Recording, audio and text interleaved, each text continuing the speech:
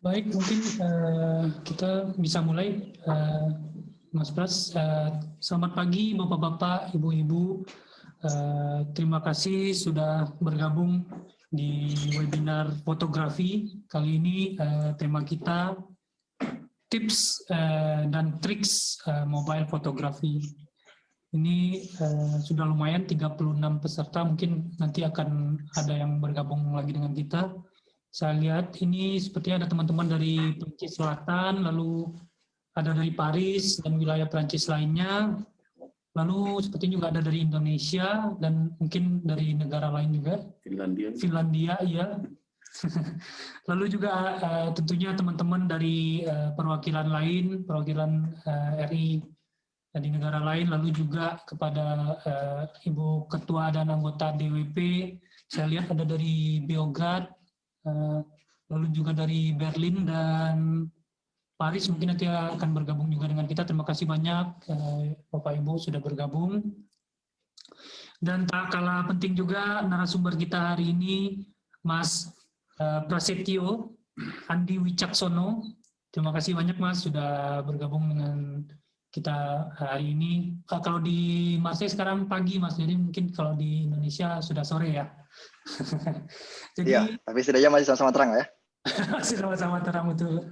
Jadi ini webinar fotografi kita yang kedua Mas, yang diadakan oleh KJRI Marseille. Sebelumnya kita mengadakan webinar fotografi tips fotografi makanan. Itu bersama Mbak Made Kartika, food photographer dan food vlogger sebelumnya, dan memang itu di luar ekspektasi kita, peminatnya cukup banyak. Oleh karena itu kita mengadakan kembali webinar fotografi kali ini mungkin dengan tema yang lebih umum, karena mungkin yang bapak-bapak atau yang cowok-cowok lah, kita kan nggak foto makanan katanya, bikin dong yang umum buat kita gitu. Jadi karena itu kita membuat webinar fotografi jilid 2 ini. Selanjutnya ini sudah hadir juga bersama kita Bapak Konjen Marseille, Bapak Arif. Lalu juga sebenarnya di belakang kita ada Ibu Dara, mungkin tidak masuk di dalam kamera, tapi terima kasih sekali Bapak Arif dan Ibu Dara karena besar ininya untuk adanya acara kita hari ini. Mungkin Bapak Arif mau menyampaikan sedikit sepatah kata buat kita Pak, atau menyapa teman-teman. Baik. Terima kasih Pak Restu. Assalamualaikum warahmatullahi wabarakatuh. Salam sejahtera buat kita semua. Selamat pagi waktu Perancis, selamat sore waktu Indonesia. Alhamdulillah, puji syukur kita panjatkan kehadirat Allah Subhanahu wa taala yang telah memberikan kita kesehatan dan kesempatan untuk kembali bertemu dalam kegiatan webinar ini. Kegiatan webinar ini seperti disampaikan Pak Restu tadi memang merupakan yang kedua ya di bulan Desember ini, melihat animo yang besar pada saat kita menyelenggarakan webinar pertama tanggal 7 Desember. Maka kita menjadwalkan kembali menggunakan hari yang tadinya harusnya ini kan hari cuti bersama ya, yang kemudian hidupkan lagi di hari kerja. So kita berikan pekerjaan lagi di sini dan kita selenggarakan bentuk pelayanan KJRI bagi publik, tentunya bukan hanya di Prancis, tentunya juga bisa diakses oleh Bapak Ibu yang berada di Eropa maupun di belahan dunia lainnya termasuk di tanah air. Nah, kegiatan ini tentu sangat menarik untuk kita ikuti, dan aspek yang yang akan disoroti tentu berbeda dengan yang webinar sebelumnya yang mengenai makanan, dan sekarang ini sifatnya lebih umum. Barangkali dari bapak-bapak juga banyak yang bergabung ya dengan kegiatan kita kali ini.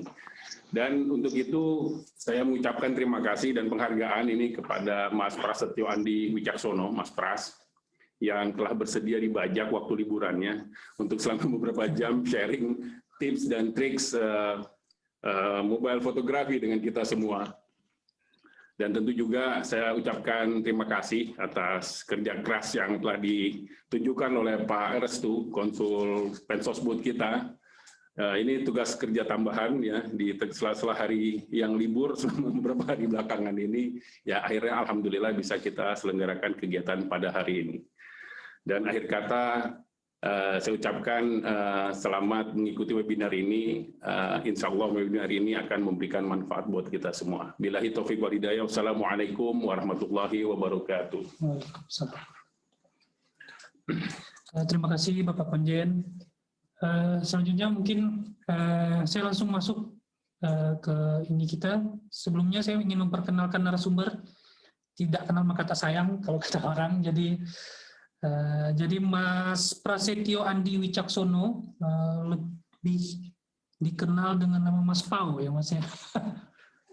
Ini Mas Pras sudah hobi foto sejak 2008, lalu sudah mulai menjadi freelance photographer mulai dari event, dokumentasi, lalu juga prewedding. Sempat juga menggeluti areal fotografi dan juga videografi juga. Memang beliau ini sangat hobi ya untuk fotografi dan berbagai macam jenis fotografi. Lalu juga suka traveling dan juga street fotografi menggunakan smartphone dan kamera mirrorless.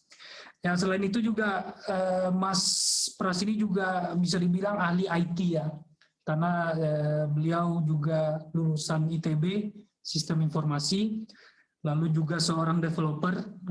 Beliau bergelut di banyak bergelut di startup, dan jelas ini sangat mendukung hobi beliau sebagai seorang fotografer. Baik, tanpa memperpanjang mukadimah kalau kata orang sekarang ya Pak, kita langsung mempersilakan Mas Pras untuk menyampaikan paparannya. Silakan Mas Pras. Baik. Terima kasih Mas Restu dan juga Pak Arief. Terima kasih juga tadi atas sambutannya. Walaupun memang masih virtual, tapi justru enak karena virtual jadi mudah kita untuk bertemu. Walaupun memang belum bisa bertemu secara langsung, tapi setidaknya harapannya ini tidak mengurangi semangat kita untuk sharing ya. Gitu. Sebelumnya suara saya atau video saya agak laggy nggak? Atau masih oke? Oke Mas, kalau di kita oke. Oke, takutnya ini tadi sedikit setting network, takutnya ada wifi-nya nggak terlalu proper. Tapi kalau misalkan masih proper ya nggak apa-apa, kita lanjut aja. Jadi senang sekali sore atau pagi ini. Tapi tadi ada yang di Kanada juga, berarti ini pagi, berarti subuh ya kalau di Kanada mungkin.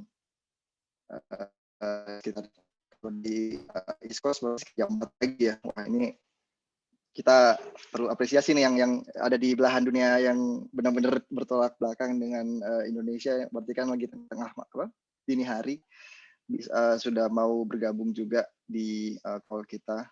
Dan senang sekali karena kali ini saya mau sharing terkait dengan mobile photography tips and tricks gitu ya. Mungkin lebih ke situ. Dan harapannya kita di sini bisa juga berdiskusi. Nggak cuman saya satu arah untuk sharing aja, mungkin bisa bercerita juga karena saya yakin yang saya panggil teman-teman aja semua ya, teman-teman yang join di call ini punya ketertarikan terhadap fotografi dan pastinya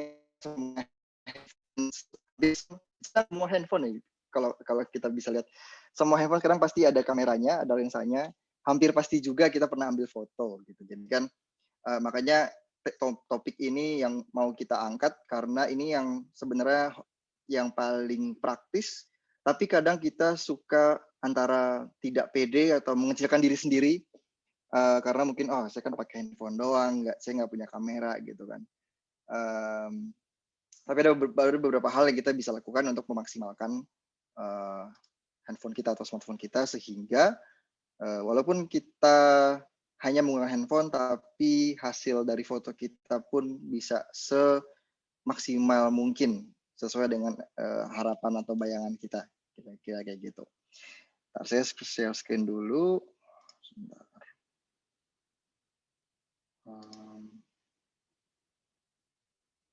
Mana ya? Oh ini dia. Oke. Kayaknya salah. Ya, udah muncul ya slide-nya. Kalau udah, jempolnya ke atas sedikit. Nggak kelihatan. Udah ya? Oke.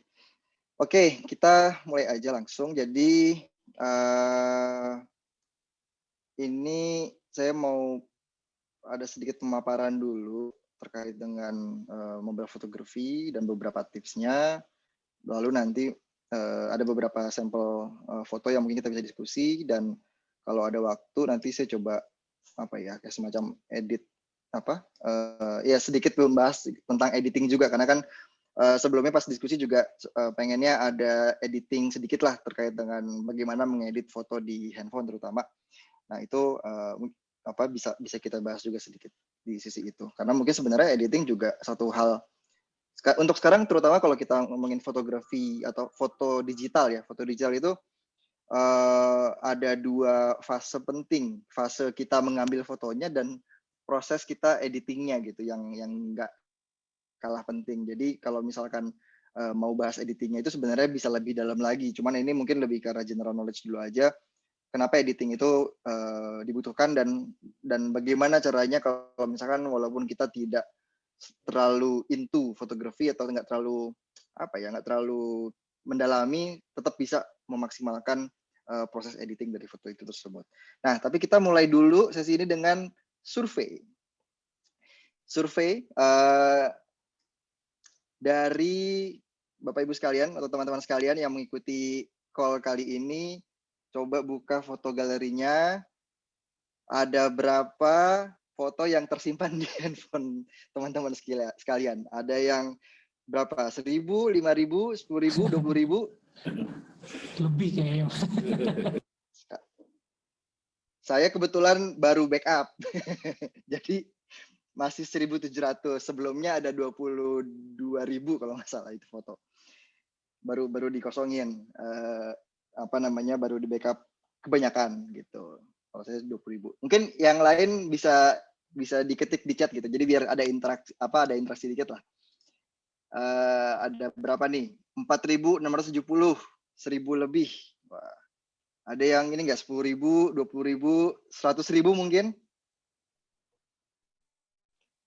Kayaknya jarang kalau 100.000, karena biasanya kalau udah melewati 10.000 itu udah kerasa, kalau kita cek storage itu lumayan banyak gitu. Saya pakai storage saya 128 giga. Fotonya itu kalau 20.000 berapa ya kemarin ya? Sekitar 70 giga. Lebih dari setengah storage itu isinya foto sama video. Udah 128 memori full, sudah dipindah 2 kali ke laptop. Wah, ini berarti udah 256. 8.700 foto anak semua ini. Nah, ini kita belum bahas apa isi fotonya. Ada yang foto makanan, ada foto. Tadi jangan salah, foto makanan sebenarnya nggak cuma ibu-ibu aja yang foto makanan, bapak-bapak juga foto makanan. Foto makanan, lagi ngopi foto gitu kan. Apalagi kalau misalkan habis olahraga, ngopi atau apa, pasti foto juga kan gitu. Jadi sebenarnya tidak ada perbedaan lah. Semua suka foto, apalagi sekarang di handphone itu ya sangat mudah sekali. Jadi ya itu, kita punya ribuan satu hal yang positif lah. Jadi kita memang ya kita semua suka foto, jadi nggak usah yang terlalu bahwa foto itu harus punya kamera canggih dan segala macam. Ini ada 3.000-an, lumayan juga. Oke, surveinya segitu aja. Tapi mungkin nanti ke depannya ada beberapa pertanyaan yang bisa kita juga diskusiin. Nah, faktanya adalah, sekarang kita dari survei kita menuju ke fakta. Faktanya adalah ada terlalu banyak kamera yang ada di pasaran. Ada kamera mirrorless, ada kamera, ini dari sisi teknologinya ya. Ada kamera mirrorless, ada kamera pocket, ada kamera DSLR, ada kamera film. Film pun ada film yang film roll, ada filmnya tuh yang Polaroid yang langsung jadi. Ada kamera yang medium format yang yang lihatnya ngintipnya ke bawah gitu kan, yang model lama. Ada berbagai macam kamera di pasaran, tapi sebenarnya yang paling terbaik, kamera yang terbaik kalau ditanya ya, ini kamera mana yang paling bagus? Kamera yang paling bagus adalah kamera yang bisa kita pakai saat momennya terjadi. Itu. Dan ini yang justru membuat mobile photography menjadi punya keunggulan karena kita pegang handphone itu bisa dibilang hampir 24 jam. Kita mau kemanapun handphone akan selalu kita bawa gitu kan. Dari kita di rumah, kita ke kantor, kita jalan-jalan, kita makan, mau makan, difoto dulu gitu kan. Orang udah mungkin agak lupa doanya, foto dulu, habis itu langsung makan gitu kan. Tapi yang namanya kita mengambil foto itu kan sebenarnya mengabadikan suatu momen. Nah, foto atau kamera yang terbaik itu ya kamera yang bisa digunakan saat momen terjadi. Karena kalau misalkan ternyata wah ini ada pemandangan yang bagus nih, ada kejadian yang seru gitu mau diabadikan, tapi kameranya di rumah gitu, atau kameranya ternyata ketinggalan di mobil, ya nggak jadi foto. Nggak jadi foto, momennya udah lewat, ya udah akhirnya buat apa kita punya kamera 40 juta, 50 juta tapi nggak bisa dipakai pada saat kejadian, yaitu bukan kamera terbaik. Jadi kadang karena ini sekaligus untuk menjawab juga, kadang ada orang yang melihat ada foto bagus, pertanyaannya adalah wah kameranya apa nih, lensanya apa nih gitu kan. Padahal sebenarnya yang paling penting bukan kameranya. Yang paling penting adalah yang motonya gitu. Siapa yang mengambil fotonya dan bagaimana proses pengambilannya itu. Nah, ini yang nanti masuk ke dalam beberapa tips yang mau saya share juga. Gitu. Jadi nggak usah binder, nggak usah nggak pede gitu kan bahwa saya ambil fotonya cuma pakai handphone aja gitu. Justru dengan adanya handphone, dengan adanya smartphone, kita bisa ambil foto kapanpun, dimanapun, dan sangat mudah sekali. Apalagi sekarang teknologinya udah canggih-canggih, jadi dari sisi kualitas pun tidak kalah dengan kamera profesional. Kuncinya adalah kita perlu ketahui dan juga pahami keunggulan dan juga kekurangan kamera yang kita gunakan, terutama kalau kamera handphone. Ini mungkin secara antar muka kalau di bagian kanan screenshot ini kebetulan kan saya ngambil foto, jadi kemarin saya ngambil screenshot aplikasi kamera. Ini sebenarnya lampu ini sih, lampu apa ya, lampu di samping kasur di hotel. Nah, memang kelihatannya sangat mudah, di mana tinggal pencet yang warna putih habis itu kita ambil foto. Tapi sebenarnya dari handphone yang kita gunakan, apalagi kalau misalkan teman-teman menggunakan handphone yang flagship gitu ya, atau yang terbaru atau yang lumayan canggih, itu juga sebenarnya ada beberapa keunggulan-keunggulan yang mungkin kita belum pernah ulik sebelumnya gitu kan. Bisa dari sisi kemampuan zoom-nya. Sekarang kan handphone itu lensnya nggak cuma satu, ada yang 2, ada yang 3, ntar lama-lama mungkin belakang handphone semuanya lensa kamera semua gitu. Saking ragam lensanya gitu.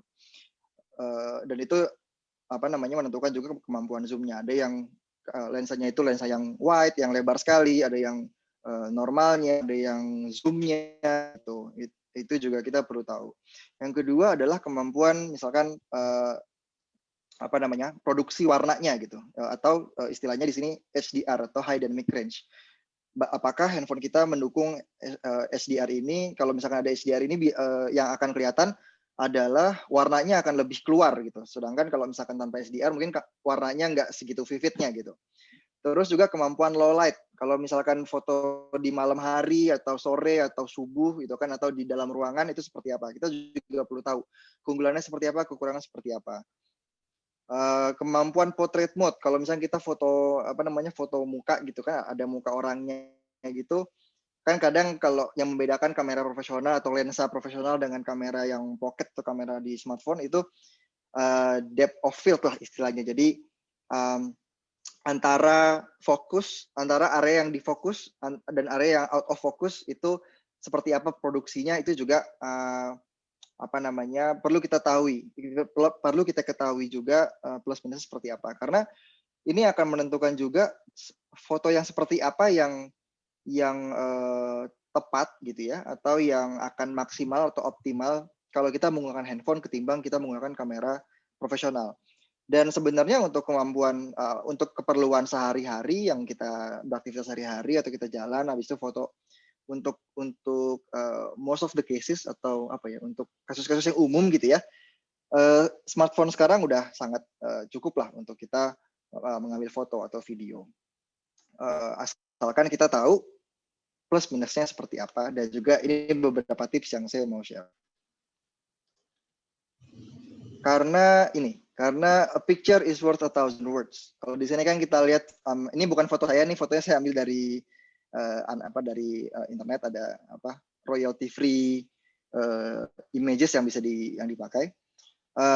Di sini saja kita tidak perlu banyak bercerita, kita tidak perlu banyak menuliskan caption gitu kan. Di sini kita udah bisa tahu bahwa ada foto seorang pasangan, dia foto dengan masker yang dibentuk seperti mukanya gitu kan. Nah, ini kan ada banyak opini atau ada banyak pikiran yang bisa muncul di benak kita saat kita melihat foto ini, dan ini justru yang menjadi kekuatan dari foto gitu. Jadi bahwa sebenarnya setiap foto yang kita ambil, setiap foto yang kita publish atau kita post, mau itu di Instagram, di media yang lain, atau dibagikan di WhatsApp group gitu misalkan, itu pasti ada story-nya gitu. Nah ini yang kita nggak boleh lupa, bahwa setiap foto yang kita ambil, setiap foto yang mau kita presentasikan kepada orang lain, itu pasti ada story-nya. Jadi jangan sampai kita terlalu fokus pada teknik dan segala macam, tapi kita kehilangan esensinya bahwa ini tuh ada story-nya gitu. Ya, ada story-nya yang mau kita justru kita berangkat dari story apa yang mau kita bawa, baru teknik-teknik fotonya itu yang akan mendukung story tersebut gitu. Nah, semua story tidak akan, ini masuk tips pertama, semua story tidak akan tersampaikan dengan baik kalau misalkan gambarnya buram. Seringkali gambar buram itu karena lensanya tidak bersih. Jadi pastikan, ini tips yang paling simpel tapi kadang orang suka lupa.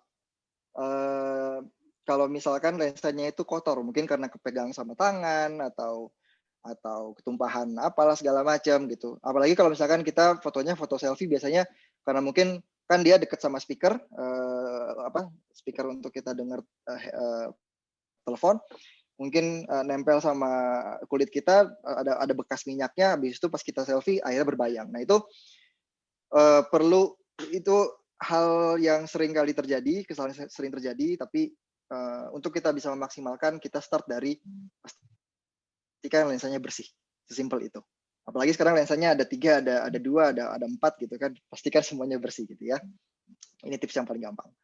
Yang kedua, nah ini fotonya, ini foto saya ambil di Bandung waktu itu, di kopi Jawa, kopi toko Jawa, tapi bukan yang di aslinya tuh di mana ya?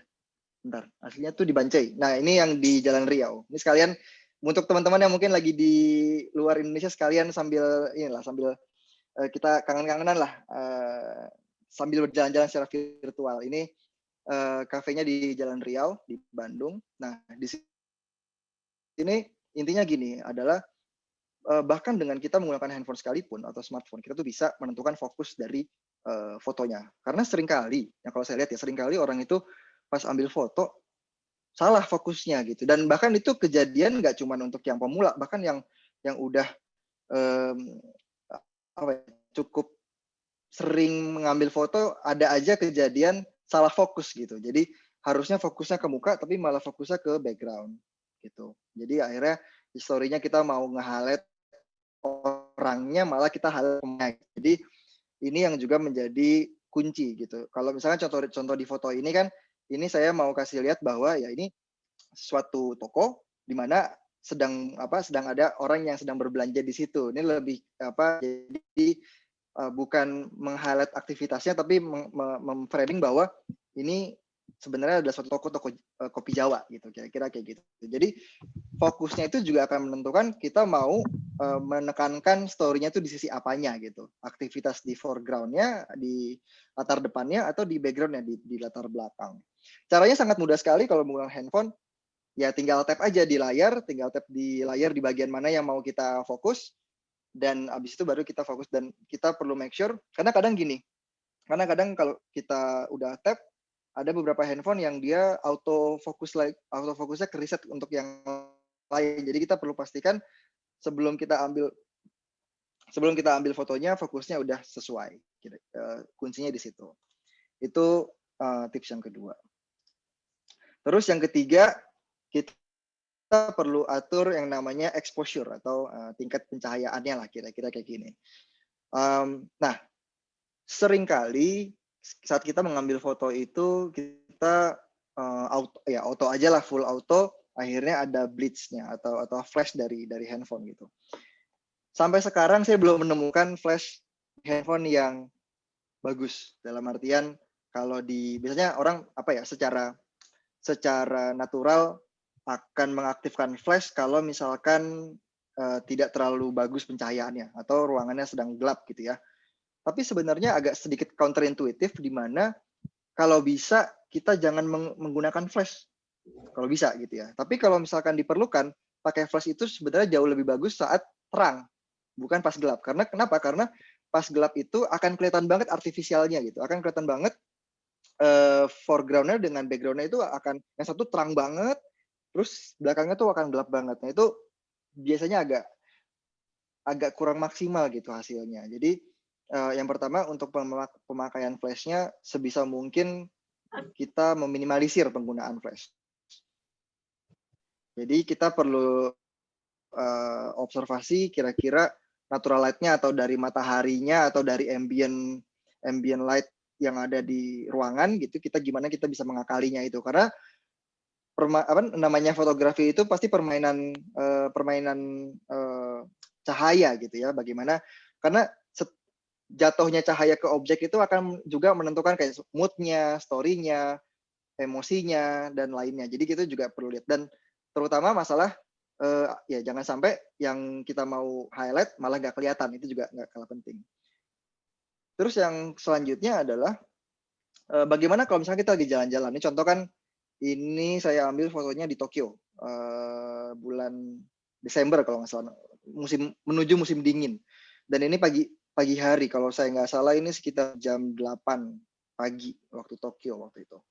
Nah, kita ambil foto di pagi hari dengan ambil foto di siang hari dan sore hari, sama-sama satu matahari yang sama, beda timing itu akan beda warnanya untuk objek yang sama di tempat yang sama. Jadi kalau saya pergi ke pertigaan ini di tengah hari dan kebetulan bapaknya mungkin masih ada juga di situ, itu akan beda warnanya gitu. Karena matahari di pagi itu dia lebih soft, warnanya lebih soft.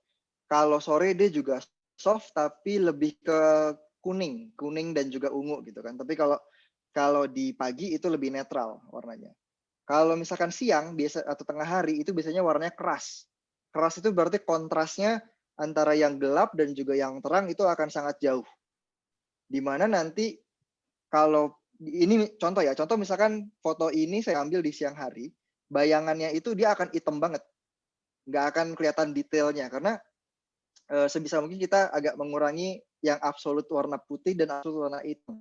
Absolut yang terang banget dan absolut yang atau overexposure istilahnya, atau yang gelap banget atau underexposure. Nah, foto yang baik secara teknis itu yang tidak ada overexposure dan juga underexposure, sehingga detail dari objek yang ada di foto itu masih bisa dinikmati warnanya, masih bisa dinikmati cahayanya. Kalau misalkan overexposure, mobil Honda ini yang warna putih, yang platnya 3515 ini yang depan, ini tuh kita nggak akan lihat detail dari bodinya, bodi mobilnya gitu. Atau kalau misalkan dia overexposure, detail motornya si bapak ini yang di depan, ini tuh nggak akan kelihatan, lekuknya tuh nggak akan kelihatan gitu. Itu kalau underexposure. Kalau itu overexposure. Kalau underexposure itu nanti aspalnya kan ini sebenarnya ada teksturnya kan, ada batu-batunya. Nah, itu nggak akan muncul gitu. Atau detail yang ada di pohon, ini kan yang di bagian kanan tuh ada pohonnya. Nah, itu juga nggak akan kelihatan rantingnya, detail rantingnya segala macam. Nah, itu yang sebaiknya bisa kita hindari untuk mengatur exposure atau pencahayaannya. Nah, tipsnya kalau misalkan foto di luar, foto outdoor atau foto pemandangan, cari ya jam-jam antara pagi atau sore, mendekati sunset atau setelah sunrise, kira-kira kayak gitu. Kalau misalkan di Indonesia biasanya golden hour-nya itu kalau fotografer biasanya ambil antara jam 7 atau jam 6:30 sampai jam 8 lah kira-kira. Itu masih soft banget lah warnanya. Dan masih enak gitu untuk kita lawan ke matahari tuh masih enak. Warnanya tuh nggak flat gitu. Kira-kira kayak gitu. Nah, gimana kalau foto kalau malam hari? Nah, kalau foto malam hari dengan handphone pun itu smartphone itu bisa. Ini untuk foto ini di Bandung, stasiun Bandung, hujan. Ini kalau nggak salah saya baru nyampe turun dari kereta Parahyangan. Ini sekalian sedikit virtual tour. Ini sekarang taksi Bluebird 8,5 kalau di Bandung. Di Jakarta kayak udah nggak semahal ini. Hujan dan ini cahaya utamanya datang dari lampu dari stasiun gitu. Dan di sini kita juga bisa bermain sedikit dengan cahayanya bahwa foto nggak harus selalu terang, gitu kan? Bahwa foto nggak harus selalu terang, tapi justru di sini kita tetap bisa mengcapture momen di mana drivernya itu mulai untuk berjalan gitu, kira-kira kayak gitu. Dan ini saya ambil, saya lupa. Ini kalau nggak salah iPhone 6s kalau nggak salah, atau 10R. Intinya bukan handphone yang terbaru di tahun ini gitu ya. Dan ini hasil warnanya pun juga atau exposure-nya juga oke lah untuk malam ini masih kelihatan lah detail-detailnya. Kira-kira kayak gitu.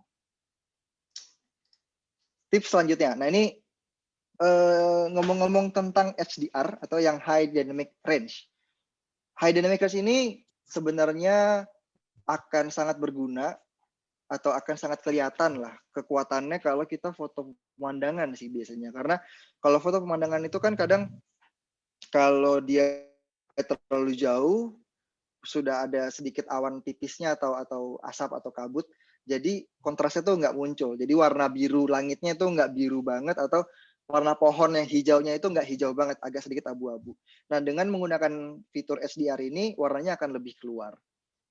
Tapi saya ambil sampelnya bukan pemandangan karena ini kebetulan karena lagi di Jogja, jadi foto yang lengkapnya itu di Jakarta semua. Saya cari mana yang kira-kira bisa di showcase dan dilihat sebagai contoh. Ini di Kemang Village Mall di Jakarta. Dan ini saya menggunakan HDR, menggunakan handphone juga. Kita bisa lihat warnanya itu keluar semua. Tapi memang ini keramaian sih, warnanya keramaian. Jadi ada birunya, semuanya teriak lah warnanya. Ada birunya teriak, kuningnya keluar semua, hijaunya keluar semua, orange-nya juga keluar. Tapi ini kan sebenarnya lebih contoh untuk ini loh foto yang menggunakan HDR tuh nanti warnanya tuh bisa sekeluar ini gitu, kira-kira kayak gitu. Nah, gimana kalau misalkan nggak ada HDR? Ya nggak ada masalah juga. Nanti mungkin bisa dibantu sedikit di editing, walaupun mungkin hasil dari warnanya tidak semaksimal kalau kita menggunakan fitur HDR ini. Itu sebenarnya inti dari HDR itu adalah dia bisa meningkatkan saturasi warna lebih tinggi sehingga warna tertentu itu bisa keluar lebih banyak ketimbang yang bukan HDR. Gitu. Tips yang kelima. Nah, ini di Lombok. Saya lupa ini di mana nama daerahnya apa ya? Ya desa wisata yang Penenun itu. Saya lupa tempatnya. Nah, atur komposisi. Nah, ini juga yang bisa menguatkan story dari sebuah foto adalah komposisinya. Kalau misalkan komposisi dan juga framing sih sebenarnya, frame-nya apa yang mau kita ambil dengan apakah ibunya saja dengan atau ibunya dengan karya tenunnya atau hanya rumahnya atau segala macam. Jadi ini juga akan menentukan story-nya dan juga mood dari fotonya itu sendiri. Nah, atur komposisi ini, untuk mengatur komposisi di handphone sekarang jauh lebih mudah karena kalau misalkan kita buka aplikasi kamera itu tuh udah ada garisnya gitu, garis panduannya yang dia akan membagi menjadi 9 kotak. Menjadi 9 kotak dan itu kita bisa gunakan grid tersebut sebagai guideline. Kira-kira di area di frame-nya seperti apa nih? Kita mau taruh objeknya di bagian mana di frame ini, di fotonya itu nanti. Nah, kita bisa ada beberapa approach gitu ya. Ada beberapa approach yang bisa kita ambil.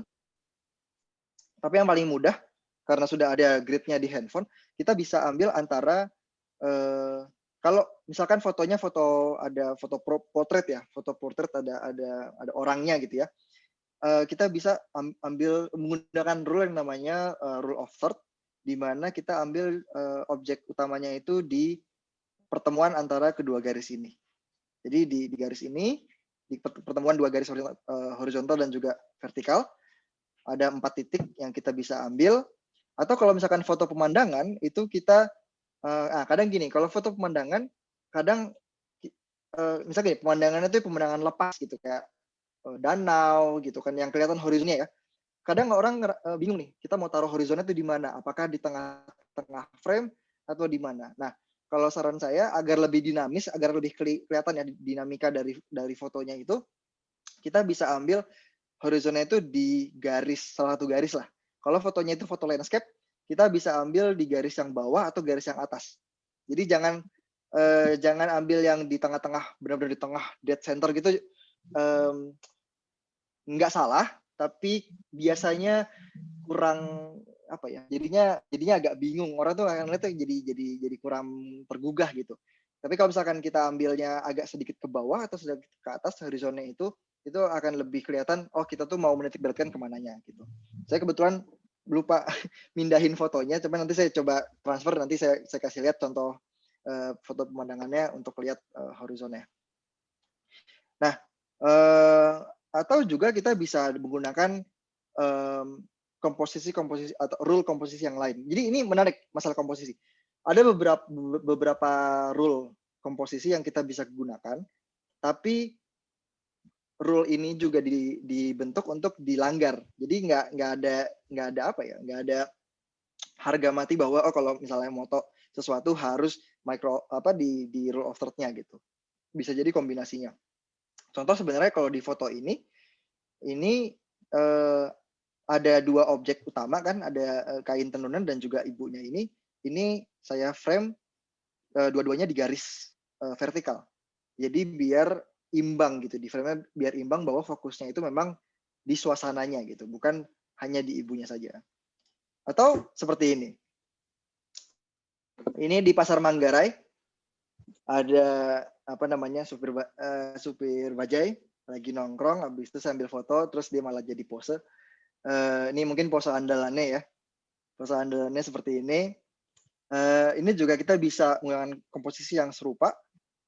Jadi ada pertemuan garisnya dan juga ambil suasana dari bajainya itu saya ambil di frame yang di garis yang kanan. Jadi ini juga ini sangat mudah sekali untuk kita coba. Jadi next time mungkin kita ambil foto, kita bisa coba mengaktifkan grid-nya itu di handphone kita, di aplikasi kamera kita. Nah, kita tinggal ditarik aja garisnya di mana nih kira-kira yang pas.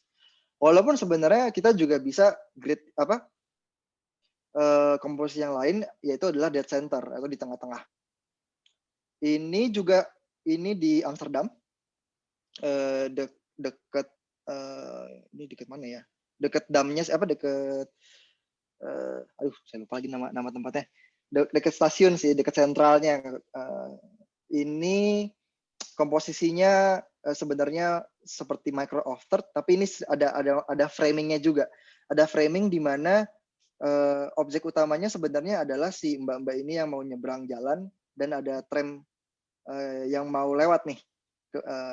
Tapi lagi berhenti kan, dia lagi ngecek apakah dia bisa nyebrang atau enggak. Nah, ini saya ambil dari atas tram juga.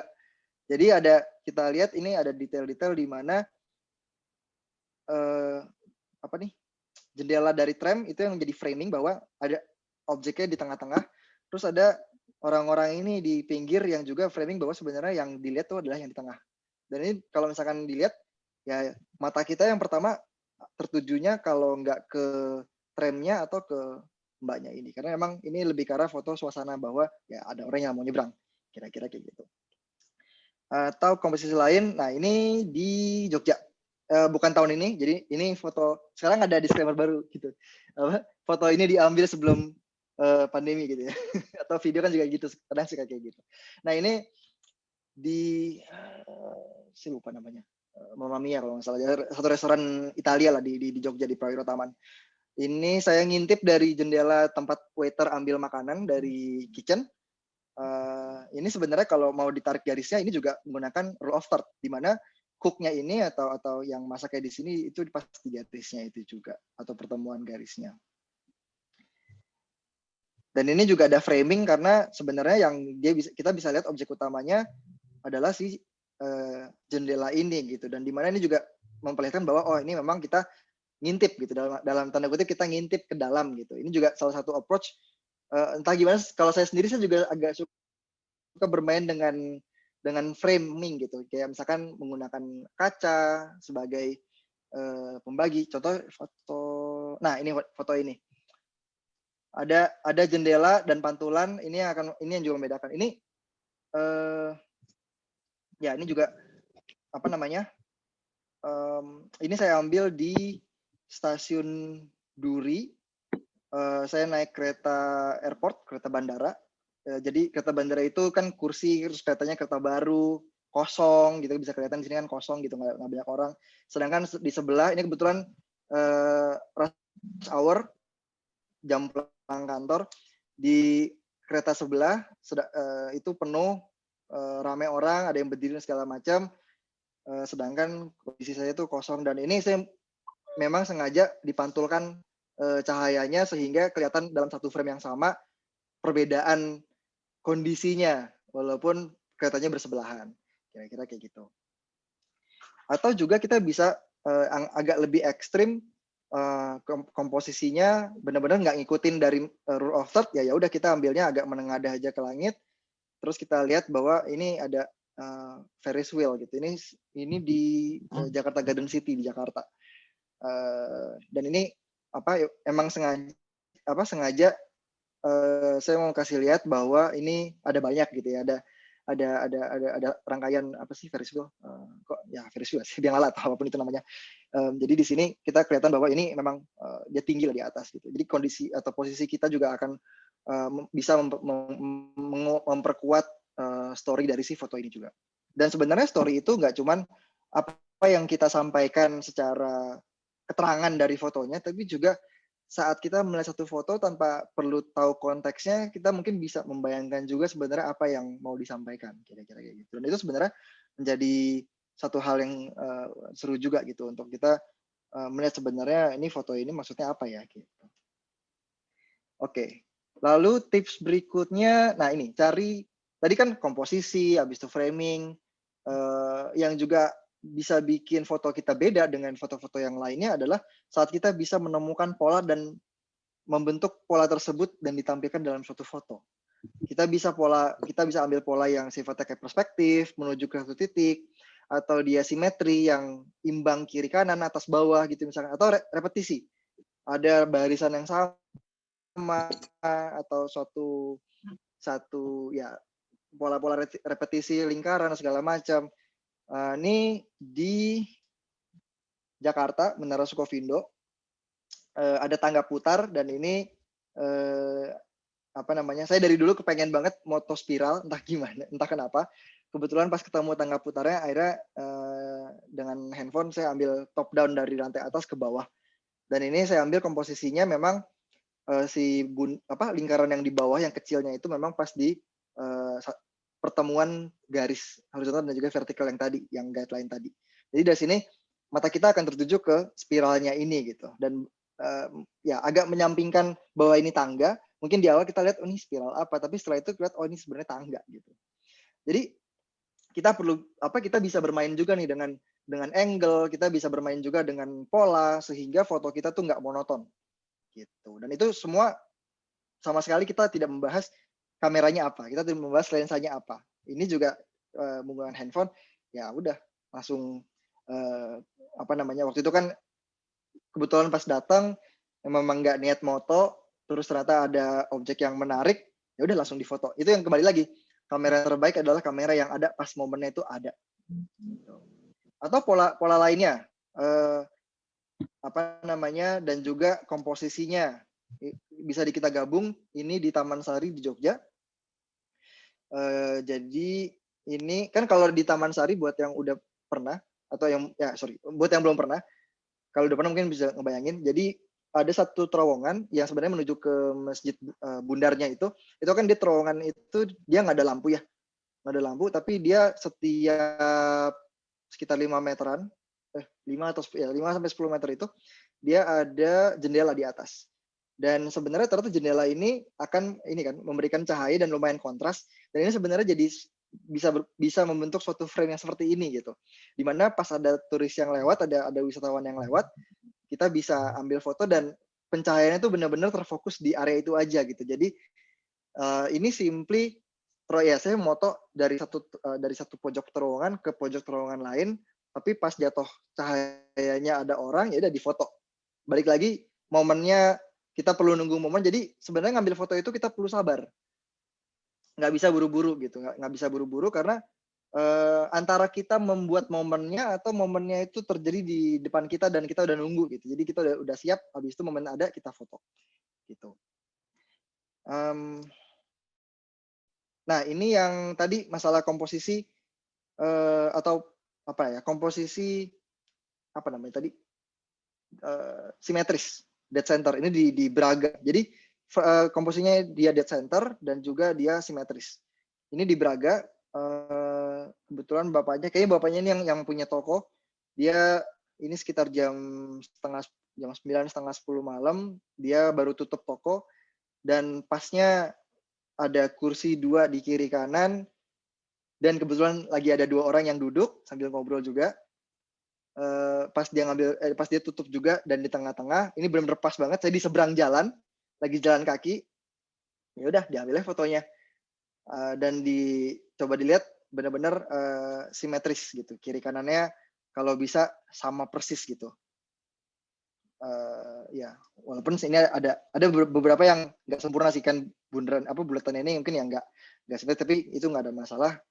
Tapi ini juga kita bisa lihat bahwa ya benar-benar dead center pun yang benar-benar di tengah-tengah gitu, itu pun juga bisa menarik gitu. Ini contoh untuk yang leading lines. Ada dua approach, leading lines yang menuju atau leading lines yang sebenarnya agak menjauh gitu. Untuk yang di kiri ini di Bandung, di mana namanya hotel ya dulu, Grand Hyatt ya, yang di belakang BIP. Jadi pas di lobi, pas saya iseng lihat-lihat ke atas, ternyata kok ini menarik nih polanya gitu kan, polanya menarik, akhirnya saya ambil foto seperti ini gitu. Dan ini pagi, jadi makanya mataharinya juga soft, karena kan ini yang di bagian garis-garisnya itu yang di atas itu dia scarlet itu kaca, jadi mataharinya masuk. Dan kalau siang ini pasti nggak gini warnanya, kalau siang pasti keras banget, kita nggak bisa ambil bagian langit-langitnya, tapi karena pagi dia lebih soft, jadi warna coklatnya tuh soft juga ke bagian yang paling gelap gitu. Karena ini kan dia saya nggak tahu nih, antara marmer, kayaknya marmer deh, yang ini kan dia 3 lift ya, ada 3 lift, dan yang vertical coklat ini dia marmer. Jadi warna marmernya tuh dari yang paling terang ke yang paling gelap tuh masih ada warnanya gitu. Jadi ini semacam leading lens untuk melihat bahwa menengah ke atas, sekalian ada repetisi dari ini kebetulan emang bangunannya juga bagus juga sih. Jadi ada repetisi dari setiap pagar di lantainya itu ke atasnya. Itu leading line yang di kiri. Kalau yang di kanan ini ya seperti yang kita bisa lihat ini obviously di Jepang. Ini justru leading lines yang menjauhi gitu. Ini yang menjauhi, di mana kita bisa dari lihat dari foto ini aja kita bisa membayangkan bahwa 2 orang ini sudah selesai beraktivitas di kuil. Mungkin dia beres beribadah segala macam, dia udah pulang gitu kan. Nah, ini kita bisa lihat kenapa, karena perspektifnya itu kita bisa lihat beratnya di depan, tapi kita lihat di belakang dia jalan mendekati kita, tapi di backgroundnya itu adalah kuil. Dan di situ kita bisa langsung tahu, ini memang ya situasinya ya orang yang pulang dari kuil, kira-kira kayak gitu. Jadi bisa kita bermain juga leading lens, nggak cuman kadang ada yang leading lens itu yang benar-benar menuju ke belakang gitu, tapi juga kita bisa kebalikannya juga ke depan. Gitu. Ini yang repetitif, contoh repetitif. Ini kebetulan lagi ada, sebenarnya nggak ada yang kebetulan ya. Ini pas lagi ada pameran mainan Star Wars di Tokyo. Terus ada Stormtroopers atau pasukannya inilah, kalau misalkan nggak nonton, ini intinya ada pasukannya gitu kan, mainan gitu, action figure, dan dibikin barisan. Ya udah, ini bisa diambil sebagai foto, dan dengan repetitif yang seperti ini kan kelihatan bahwa volumenya berapa banyak sih berapa banyak sih si mainannya ini atau pasokannya ini gitu. Sama kayak misalkan kita foto macet gitu di Jakarta, di Jalan Sudirman, kita dari jembatan penyeberangan macet itu kan dengan adanya pola repetisi mobil itu kan kelihatan macetnya panjang gitu, kelihatan macet banget. Kira-kira kayak gitu. Nah, tips terakhir, ambil lebih banyak foto dan lebih sering. Ya, karena tadi kan saya udah berulang-ulang ngomongin masalah momen. Nah, karena memang momen itu tidak bisa diulang, tapi storage smartphone itu bisa dicari lagi atau bisa di backup. Jadi nggak usah ragu untuk ambil foto sebanyak mungkin, sesering mungkin. Apa yang menarik di foto aja.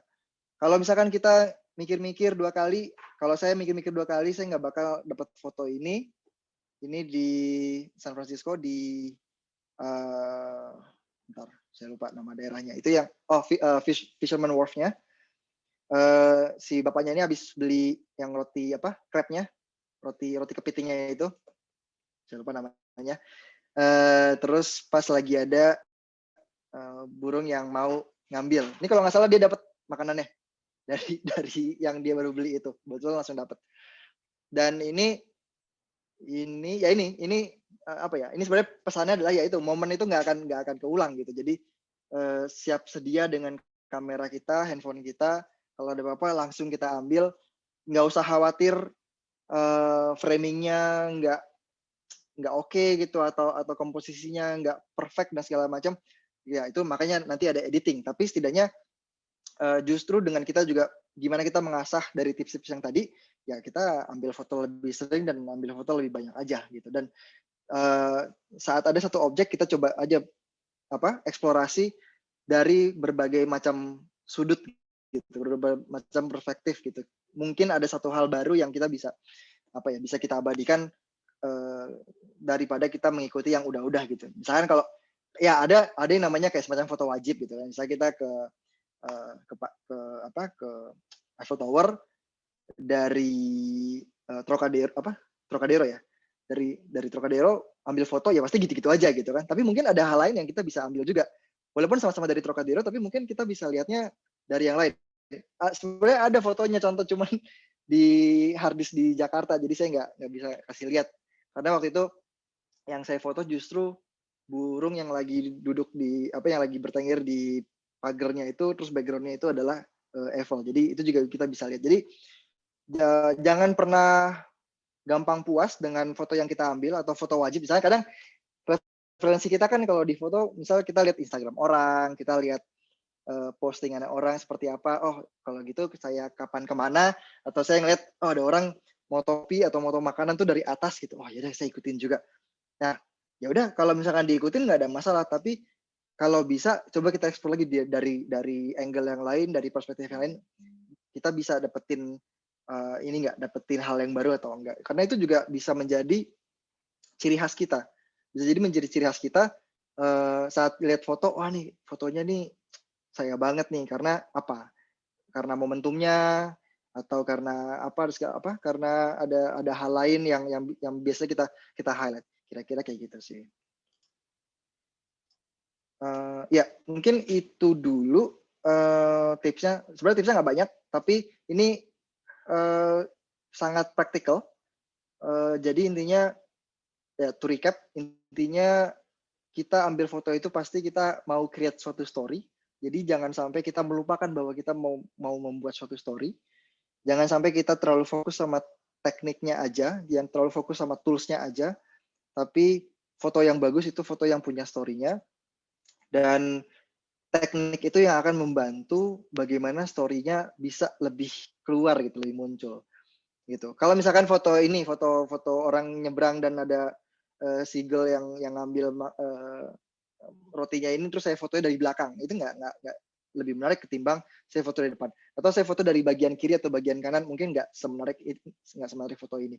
Atau kalau misalkan nggak ada orang di belakang yang pakai hoodie merah dan ibu-ibu hoodie hitam dan 3 orang di belakang, mungkin nggak akan lebih menarik karena ya nggak ada peran pembantunya yang menguatkan fokus dari fotonya.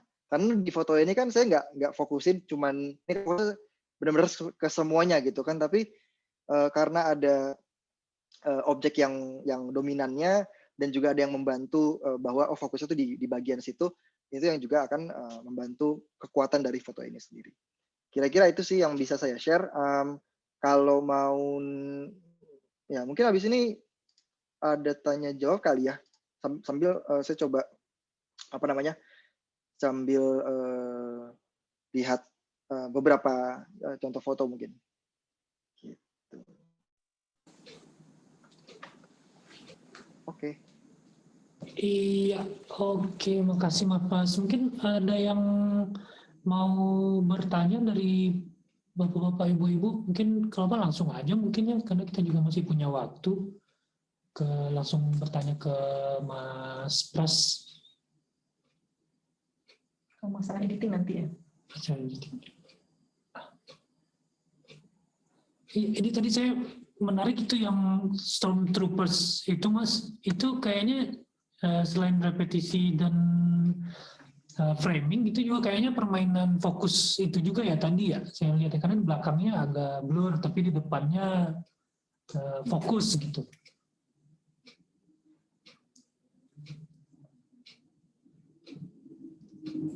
Iya betul. Jadi beberapa komponen tadi fokusnya, komposisinya, habis itu polanya itu bisa digabung dan itu ya di Stormtrooper itu ya memang yang kombinasi dari tiga itu. Gitu.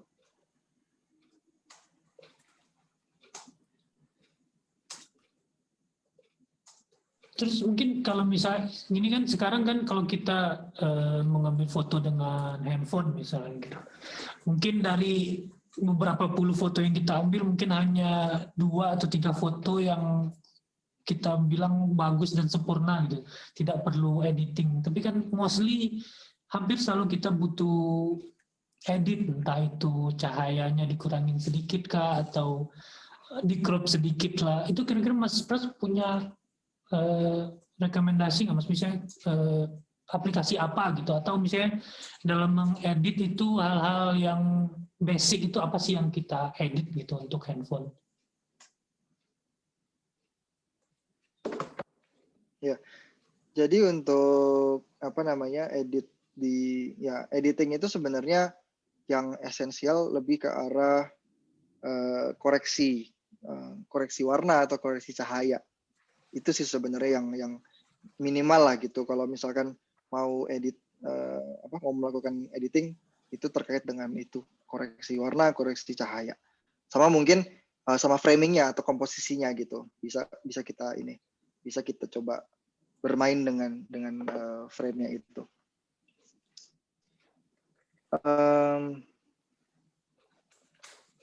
Ada pertanyaan? Oke, ini ada yang nanya ya, langsung bertanya ya. Tanya jawab ya. Oke. Ponsel yang biasanya dipakai. Yang saya pakai biasanya adalah ponsel yang ada sama saya. Kalau misalkan sekarang ya nggak sekarang sih.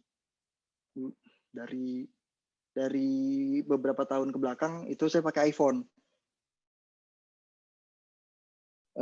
Dari 6S, 10R, sampai yang sekarang di 12. Cuman sebenarnya ya kuncinya ya lebih mengenali kameranya aja gitu, nggak harus, bukan berarti kayak foto bagus itu harus pakai iPhone, nggak juga. Saya juga pakai Xiaomi sih, dan di Xiaomi saya ambil foto ya oke aja gitu, saya puas-puas juga. Tapi memang ada beberapa kondisi iPhone lebih bagus daripada Xiaomi, atau Xiaomi lebih bagus daripada iPhone, itu juga ada gitu. Jadi kuncinya adalah bagaimana kita bisa memaksimalkan handphone yang kita punya atau kamera yang kita punya di handphone itu sendiri gitu. Kalau edit pakai apa? Editnya saya bisa pakai Lightroom karena bisa dibilang cukup mudah. Lightroom ini kalau saya lihat untuk yang pemula itu mudah, tapi kalau mau lebih detail lagi tersedia semuanya gitu. Jadi all round lah. Jadi untuk yang baru-baru nyoba mudah digunakan, tapi juga untuk yang profesional misalkan itu juga menggunakan Lightroom. Gitu. Semoga menjawab ya. Terus HP apa yang dari Bu Teni ya di Berlin. Mau HP yang kameranya paling bagus. Ini apa ya? Jawaban yang selalu akan ada dan jawabannya akan selalu terupdate setiap bulan atau enggak setiap semester lah bisa dibilang, karena ada aja terus handphone yang bagus gitu ya.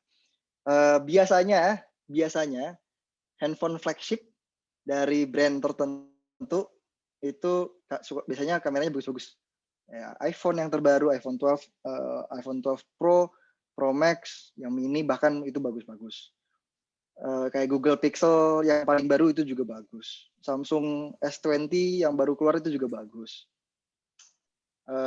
Bahkan yang kayak Pocophone, terus bahkan Redmi nggak terlalu sih. Yang Pocophone tuh juga bagus. Oh, Vivo juga bagus. Jadi kita perlu lihat itu dari brandnya aja. Dari brandnya itu biasanya flagshipnya mereka atau yang model yang paling atas biasanya kameranya paling bagus. Gitu. Tergantung nanti preferensi kita seperti apa. Ini Mas Pras, biasanya kan kalau masalah kamera, terus biasanya kan kita zaman dulu kan biasanya awal-awal ngeliat berapa pixel kameranya, biasanya kan gitu. Kalau pixel makin gede kita mikir wah ini makin bagus. Itu apakah benar kalau sekarang ini apakah benar seperti itu juga? Nah, itu pertanyaan yang sangat bagus ya, sangat bagus. Ini kayak ini ya, kayak Mbak di Pizza Hut setiap kita pesan pasti wah pilihan yang tepat gitu ya. Pertanyaan yang bagus. Ini saya pakai Xiaomi Redmi Note 9 Pro. Judulnya 64 megapiksel gitu ya. Tapi hasil fotonya tidak lebih bagus dibanding yang megapiksel lebih rendah. Jadi memang ada sedikit mitos dan sedikit misleading masalah megapiksel. Megapiksel itu jadi gini, apa yang disebut dengan megapiksel atau yang digadang-gadangkan di megapiksel? Megapiksel itu atau berapa megapiksel itu adalah berapa banyak piksel yang bisa ada dalam satu foto atau satu frame gitu ya. Semakin banyak pikselnya, maka dimensi dari fotonya itu juga akan semakin besar. Dalam artian, kalau misalkan kita jadi di mana megapiksel atau resolusi ini jadi kekuatan. Kalau misalkan kita mau print, mau cetak fotonya jadi billboard, jadi yang gede gitu. Kalau kita pakai megapiksel atau resolusi yang besar, itu akan pas karena karena kan kalau kita lihat di percetakan itu kan dia ada namanya DPI kan, depth per inch-nya atau berapa banyak titiknya atau pikselnya itu dalam 1 inci gitu kan. Semakin banyak pikselnya dalam 1 inci maka akan semakin detail. Itu akan bergunanya hanya untuk pas kita cetak besar gitu ya. Tapi kalau misalkan kita misalkan punya foto 60 megapiksel, itu akan besar dari sisi dimensinya, berarti lebarnya berapa ribu dikali berapa ribu tingginya, dan dimensi filenya juga akan besar, bisa 5 mega atau ke atas, 5 megabyte ke atas satu foto gitu. Bayangkan kalau kita punya 10.000 foto bisa bergiga-giga gitu kan. Dan kalau misalkan cuma di share-nya di Instagram, di handphone, layar handphone juga terbatas, ya nggak gitu ngaruh. Nah, untuk solusi yang ada di pasaran itu udah jauh dari cukup, jauh lebih baik. Udah ada yang minimum gitu udah lebih baik lah. Sorry. Nah, jadi nggak usah terlalu khawatir dengan kita kameranya 20 megapiksel, 60 megapiksel. Yang kita perlu lihat sekarang sebenarnya adalah warnanya dan tone ininya, kayak misalkan fokusnya segala macam, ketajamannya gitu, itu yang perlu kita lihat. Karena kadang gini, yang paling gampang ngetes kamera itu adalah dari kita ngecek ke muka kita atau ke tangan kita atau ke badan kita. Karena skin tone atau warna kulit itu tuh bisa jadi satu benchmark lah. Kalau misalkan kita coba beberapa foto, terus kita coba selfie gitu, atau kita pakai kamera belakang kita foto muka kita gitu kan, warnanya natural nggak? Gitu, warnanya natural atau enggak? Terus detailnya muncul nggak, atau tiba-tiba semacam kayak pakai makeup tiba-tiba mulus gitu. Nah itu kan berarti, karena gini, kalau kita bicara fotografi sebagai hobi, kita akan lebih cari foto yang bisa munculin detail. Karena dengan munculin detail kita bisa lebih banyak area untuk kita bermain lah, pas kita editing atau pas kita crop atau kita koreksi warnanya dan segala macam. Nah, semakin banyak detail dalam satu frame itu akan lebih punya nilai lah untuk kita bisa menerapkan editing dan segala macam proses di nantinya gitu ya, untuk kita memproses si fotonya itu sendiri. Itu yang paling penting. Dan juga warnanya gitu. Saat kita punya, misalkan kita ada cangkir warna kuning dan piring warna biru, pas kita foto dalam satu frame warnanya akurat gak? Nah, keakuratan warna ini juga jadi hal yang penting, karena semakin akurat fotonya, warnanya, semakin akurat warna fotonya itu jadi apa ya? Nggak ada logical fallacy lah. Jadi misalkan tanamannya warna hijau, terus kita foto jadi warna kuning, terus kita bercerita, wah tanamannya hijau, padahal warnanya kuning karena kameranya nggak akurat gitu warnanya. Itu kan jadinya ada sedikit kayak logical fallacy kan, jadi nggak make sense gitu. Itu juga kita perlu lihat. Itu sih yang jauh lebih valuable ketimbang resolusinya.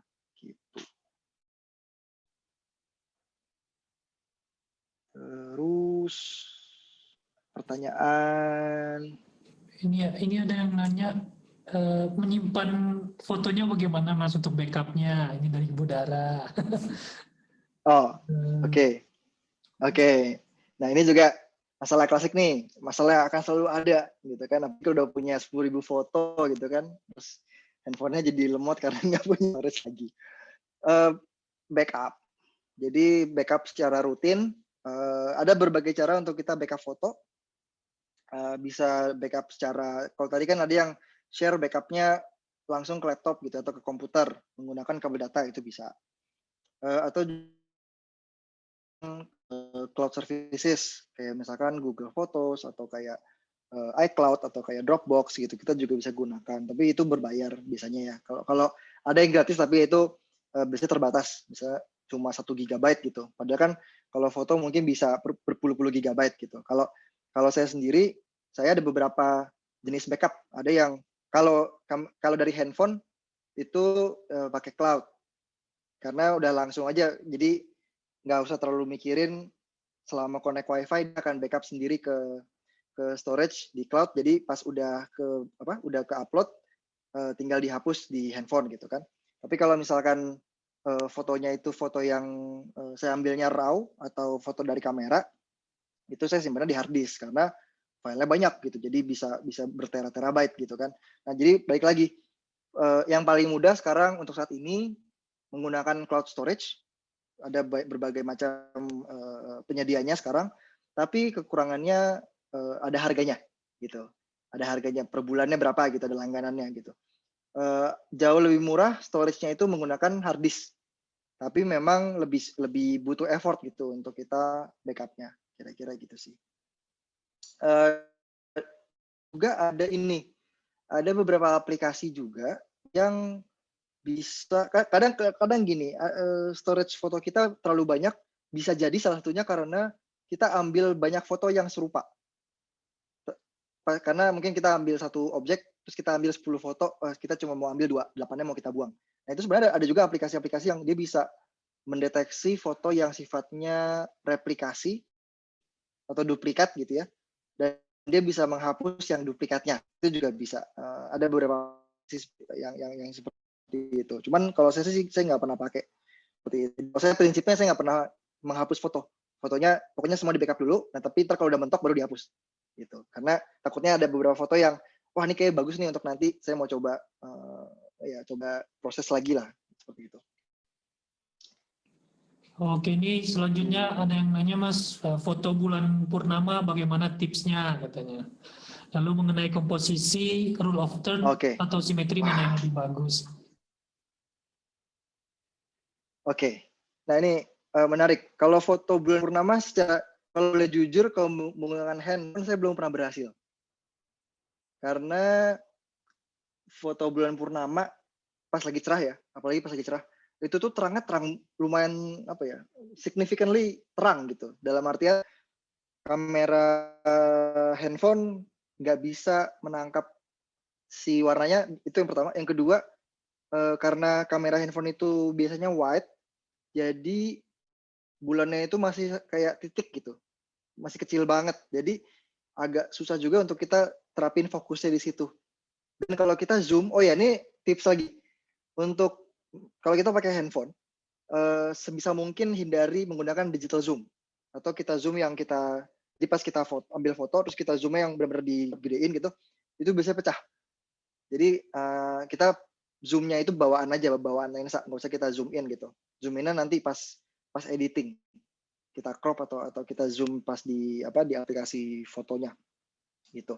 Karena kalau misalnya kita digital zoom itu pasti akan pecah. Nah, karena dua kekurangan tadi itu memang lumayan sulit untuk ambil foto bulan purnama menggunakan handphone. Tapi kalau misalkan pakai kamera bisa, itu pakai lensa yang lumayan yang 50 mili ke atas lah ininya, ukuran lensanya gitu. Itu yang untuk kayak telefoto gitu, untuk telefoto, karena kita pengen, biasanya kan kalau foto purnama itu kan kita pengen lihat detail dari purnamanya itu kan. Nah itu kita butuh lensa yang lumayan panjang gitu, untuk kayak seperti lensanya jurnalis fotografi gitu, atau yang di olahraga gitu, atau paparazzi gitu kan. Itu juga bisa dicoba gitu. Komposisi, rule of third atau simetri sebenarnya tergantung dari story-nya. Balik lagi, bagaimana memilih yang tepat. Nah gini, kalau kita balik ke foto yang tadi, yang ada dua orang yang berjalan menjauh, itu kan dia rule of third, di mana si mbak-mbaknya ini dia ada di bagian kanan bawah, dan di mana dia memang akan, kalau dia jalan terus dia akan hilang dari frame.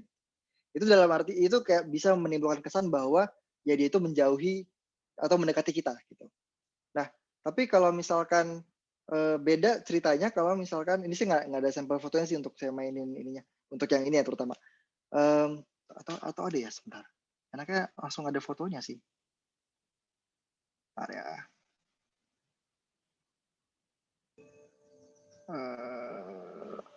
Oke, coba saya ini ya, saya coba share screen aja deh biar coba kita sekalian lihat. Oke. Saya nggak ada foto yang terkait yang tadi. Oh, ini ada ini sih, tapi kalau ini saya dapatnya ada file kecil gitu, bukan yang file asli. Nah, kalau misalkan dari foto ini, bentar. Kalau misalkan dari foto ini kita coba rule of third-nya kita ambil beda gitu kan, misalkan seperti agak susah ya ini, karena bentar. Oh, sorry. Nah, misalkan kita ambil yang seperti ini ya. Nah, kalau kita rule of third-nya seperti ini bisa, tapi kan detailnya nggak dapat gitu ya. Atau ini bukan contoh yang menarik sebenarnya. Ada nggak ya contoh yang?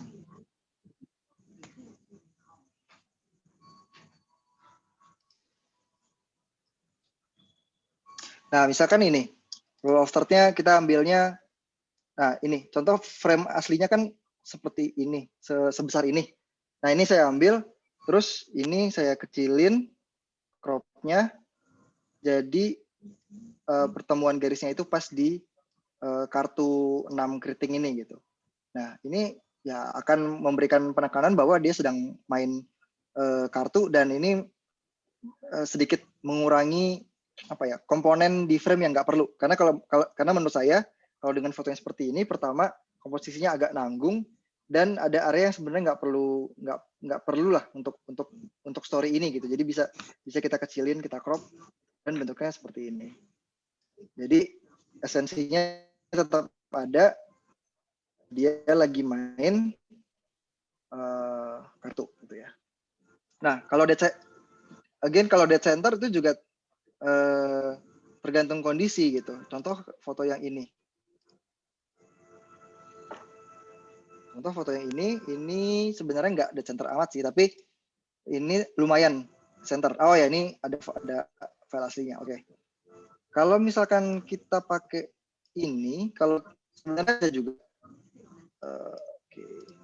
Original.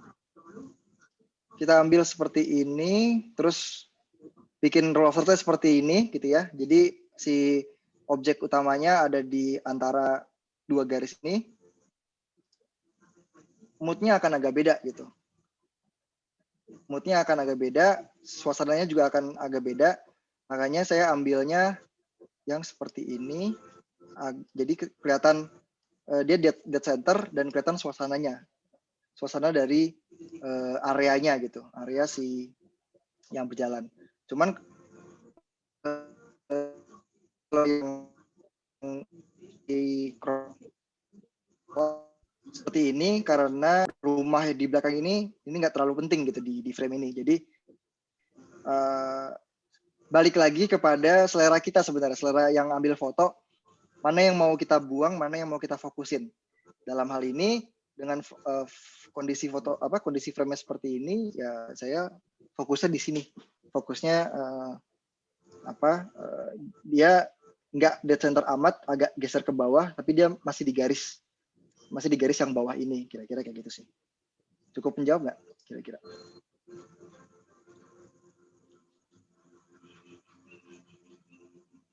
Oke.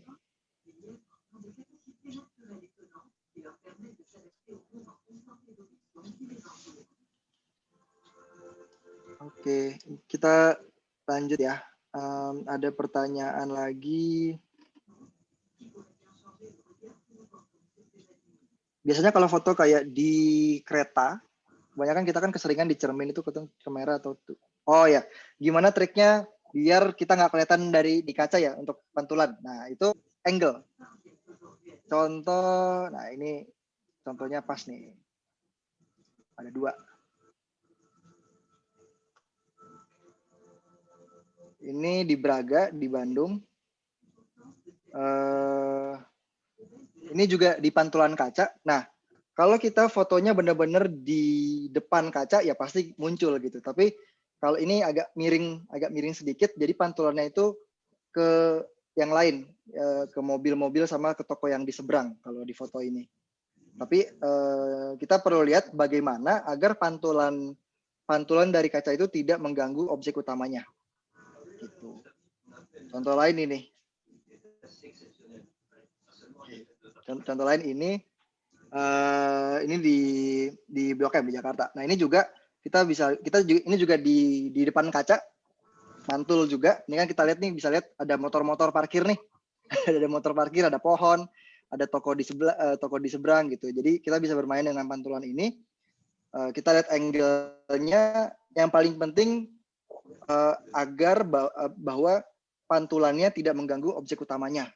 Ataupun kalau misalkan mengganggu, seminimal mungkin gitu kan. Kalau di sini kita masih lihat skin tone-nya masih natural gitu kan, terus mukanya nggak kehalang motor warna merah gitu kan, atau nggak kehalang objek pantulannya yang lain gitu. Jadi masih kelihatan jelas gitu sih. Ya itu terkait dengan pantulan. Atau nih pantulan yang lain nih, entah kenapa saya jadi baru ngeh gitu, justru pas nyiapinnya saya juga baru ngeh, ternyata saya banyak juga foto pantulan kaca gini. Ini di Transjakarta di Kemang. Ini pulang kantor, macet jadinya Kemang seperti biasa. Ini saya ambil dari atas bis. Dan di sini kita bisa lihat pantulannya justru kursi lain dan juga penumpang yang lain. Tapi objek utamanya justru di pantulannya, tapi suasananya itu justru yang ada di belakang kaca, di belakang jendelanya, yaitu adalah macet gitu. Jadi mungkin di sini pesannya adalah ya daripada macet mendingan naik bis aja gitu kan. Enak naik bis kan bisa sambil foto-foto, nggak usah pusing, kira-kira kayak gitu sih. Gitu. Jadi ya intinya kita maksimalin biar pantulan itu tidak mengganggu objek utama yang mau kita highlight. Kira-kira kayak gitu. Terus ada pertanyaan lagi, bagaimana bisa mengatasi backlight? Nah, ini yang pasti gini, backlight itu masih bisa di recover, di editing, asalkan tidak underexposure atau objek yang backlight itu benar-benar hitam. Kalau udah benar-benar hitam itu nggak bisa diselamatin lagi, nggak bisa di recover lagi. Contoh fotonya ada nggak ya?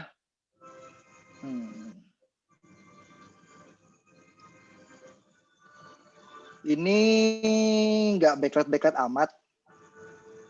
Ini nggak backlight amat, tapi detail di depannya itu bisa kita selamatkan karena dia nggak benar-benar hitam gitu. Jadi kalau misalkan kita lihat originalnya, nah asli seperti ini.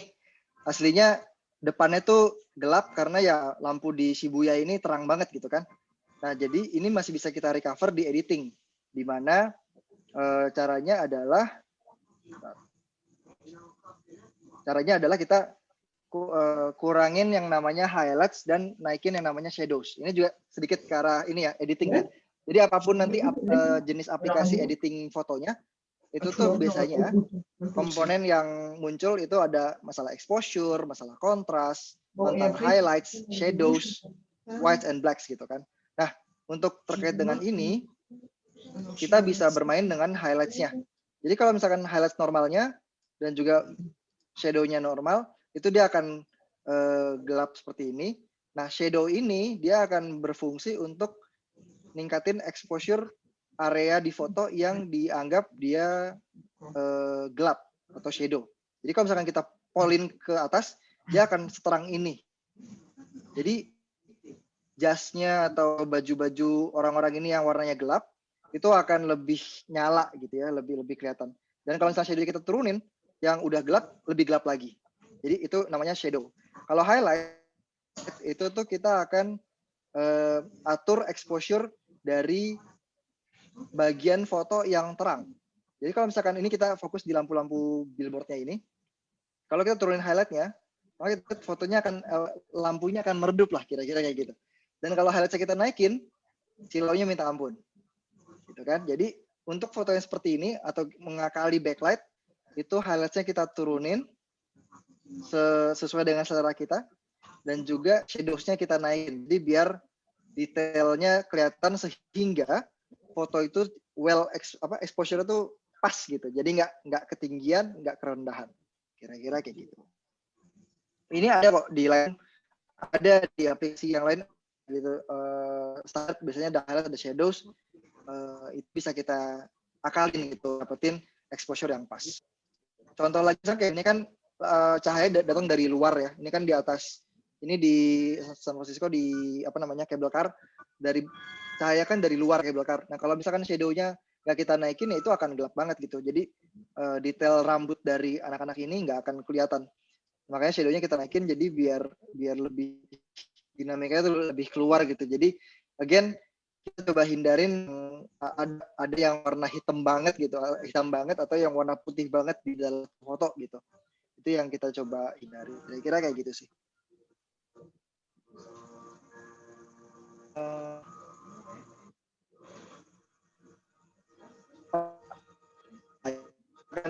Objek dengan angle gitu. Contoh yang paling nyata adalah di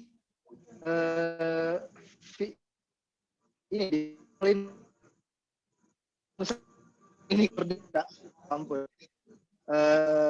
Jadi saya tutup dan juga yang terlalu lampunya kira-kira jadi juga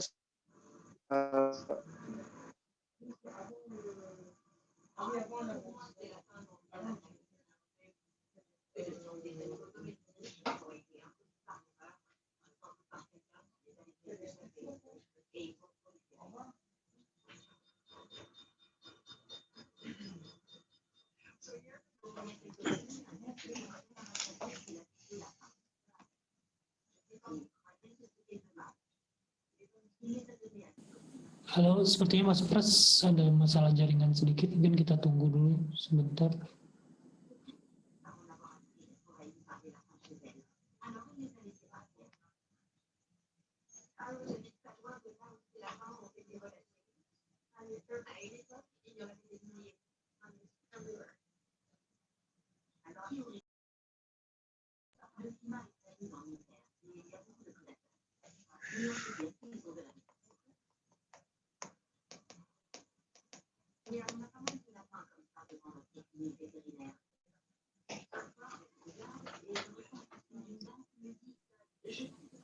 Oke, sudah masuk kembali sepertinya Mas Pras. Oh. Ya, oke. Ya, mohon maaf tadi kayaknya koneksinya drop. Ini udah jelas lagi kah?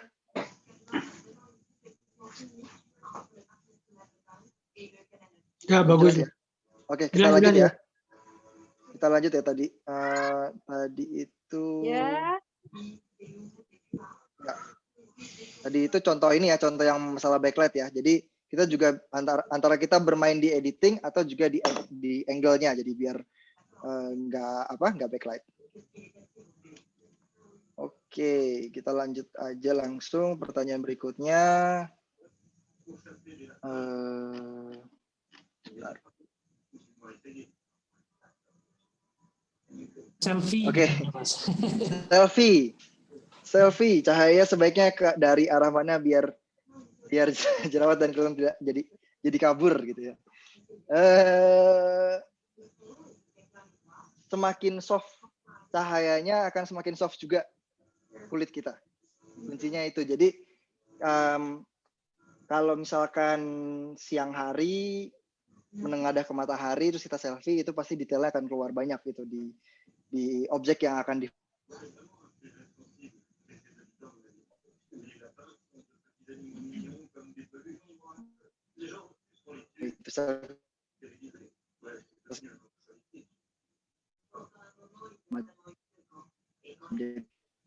yang pertama sebisa mungkin jangan backlight. Kita terus kameranya di sini. Nah, bisa layarnya benar-benar cahayanya bisa dari belakang banget, atau kalau enggak yang biar lebih dinamis kita agak menginginkan sedikit gitu. Jadi misalkan dari 45 derajat di sebelah kanan atau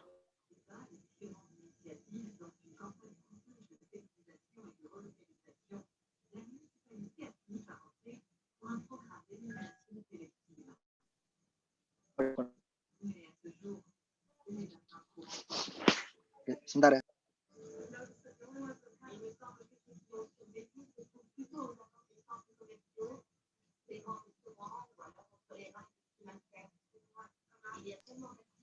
Halo. Halo.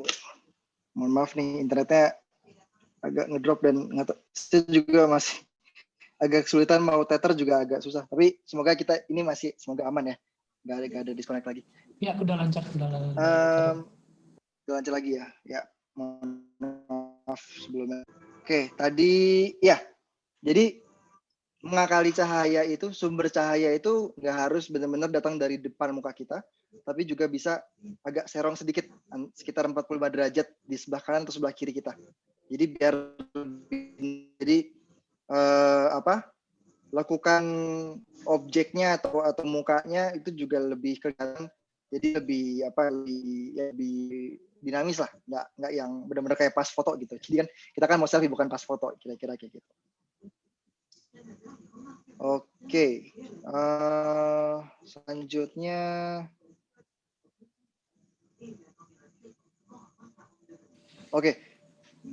untuk foto yang troopers tadi di belakangnya, apakah itu terjadi karena kita fokus di depan? Ya, betul. Jadi itu karena kita fokusnya di bagian depan.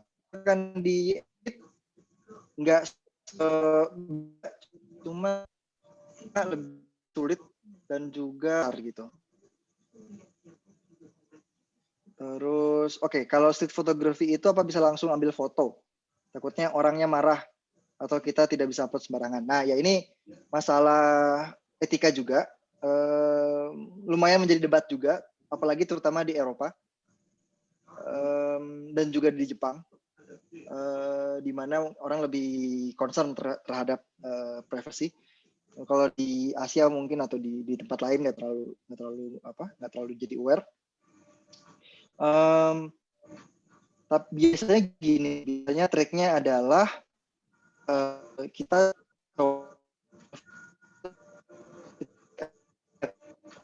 tidak nyaman ya jangan difoto gitu, atau kalau jangan sampai atau lebih baik kalau misalkan kita mau ambil portrait ya kita minta izin gitu,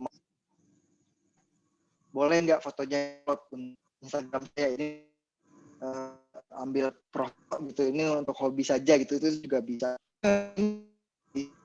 di tempat yang memang lebih value gitu. Jadi paling simpel adalah kalau dia welcome dengan kehadiran kita, dia welcome dengan kita minta izin mau difoto, ya itu nggak ada masalah. Kira-kira kayak gitu sih. Contoh yang tadi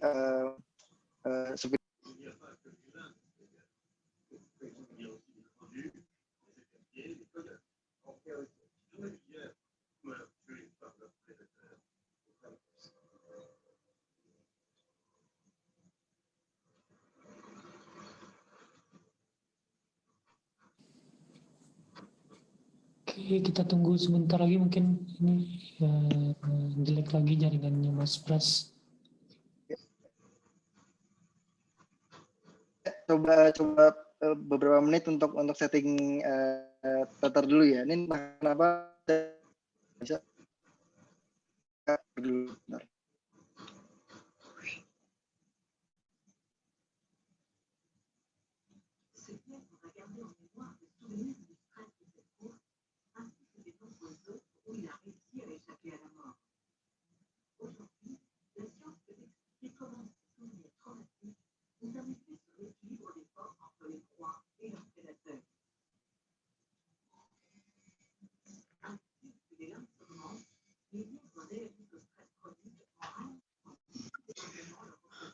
Oh, ça va, Philippe? Ah, ça va. Qu'est-ce que tu es là? Qu'est-ce que tu es? Tu es à Sifour? Oui, je suis chez moi. Ah, tu n'es pas encore déménagé? Ah non, j'ai acheté. Oh, je croyais, comme tu as trouvé une femme, du coup, tu partais avec tes femmes. Ah non, elle a un appartement aussi, ici au-dessus, dans la résidence. Ah bon, ça va. C'est pas loin, donc. C'est pas loin. Ça va. Oke. Ouais, Halo, sekarang gimana? Udah lebih jelas kah? Ya. Iya, lumayan Ya, Mas. jelas ya. Oui, la table d'hôtel. Mungkin bisa di mute all dulu Mas Pras. Oh iya. Ya, oke. Oke, tadi kita lanjut aja. Ini harusnya semoga ya, insya Allah internetnya udah lancar. Akhirnya saya menemukan cara Tether dengan cara pakai handphone yang lain. Oke, pertanyaan berikutnya. Saya nggak tahu, biasanya bisa, tapi dia mungkin demam panggung sekarang, jadi kebetulan ada backup. Oke, tadi pertanyaan terakhir itu, oh ya, tadi ya masalah fotografi ya, ulang dikit. Jadi intinya kita lihat lagi kalau dia welcome dengan kehadiran kita, dia welcome dengan kita ambil fotonya, kalau bisa kita minta izin ke dia untuk ambil foto dan juga post fotonya, kalau mereka oke, nggak ada masalah. Gitu. Lanjut lagi, oke, jadi ada case, biasanya dalam satu spot, saya ambil beberapa foto dalam beberapa jam, dan sudah pasti lightingnya berbeda. Saya sering banget mengalami kesulitan dalam editing untuk menyamakan tone dalam foto-foto tersebut. Nah, sarannya, sarannya gini, kalau menurut saya gini, satu editing itu tidak bisa langsung di copy paste ke foto yang lain. Jadi memang harus perlu kita adjust lagi, terutama kalau exposure-nya beda. Ini pertanyaannya lumayan teknis, tapi harus saya coba cek bisa nggak kita langsung praktekin aja di Lightroom ya. Tapi saya nggak ada foto yang ini ya. Sebentar. Oke, anggap ini ya, ada dua foto ini sama-sama di Jogja, sama-sama ini kemarin saya ambil di Kulon Progo pas sepedaan. Ini tadi pagi di atas hotel Gunung Merapi. Gitu. Nah ini kan sama-sama pagi, beda jam. Ini kalau nggak salah jam 8, ini kayaknya 10, jam 10 tadi pagi. Nah ini aja kalau kita edit, terus kita misalnya kita edit ya, kita edit dikit misalkan kita turunin, terus kita naikin, kita turunin, naikin, anggap aja kayak gini ya. Nah, biar lebih keluar warnanya, white-nya kita naikin, dan seterusnya. Oke lah, anggaplah kita udah beres edit ya, dari hasilnya yang awalnya seperti ini sawahnya nggak ngejreng, jadi sawahnya warnanya ngejreng, hijau. Terus langitnya juga lebih biru. Nah, kalau kita copy, bentar.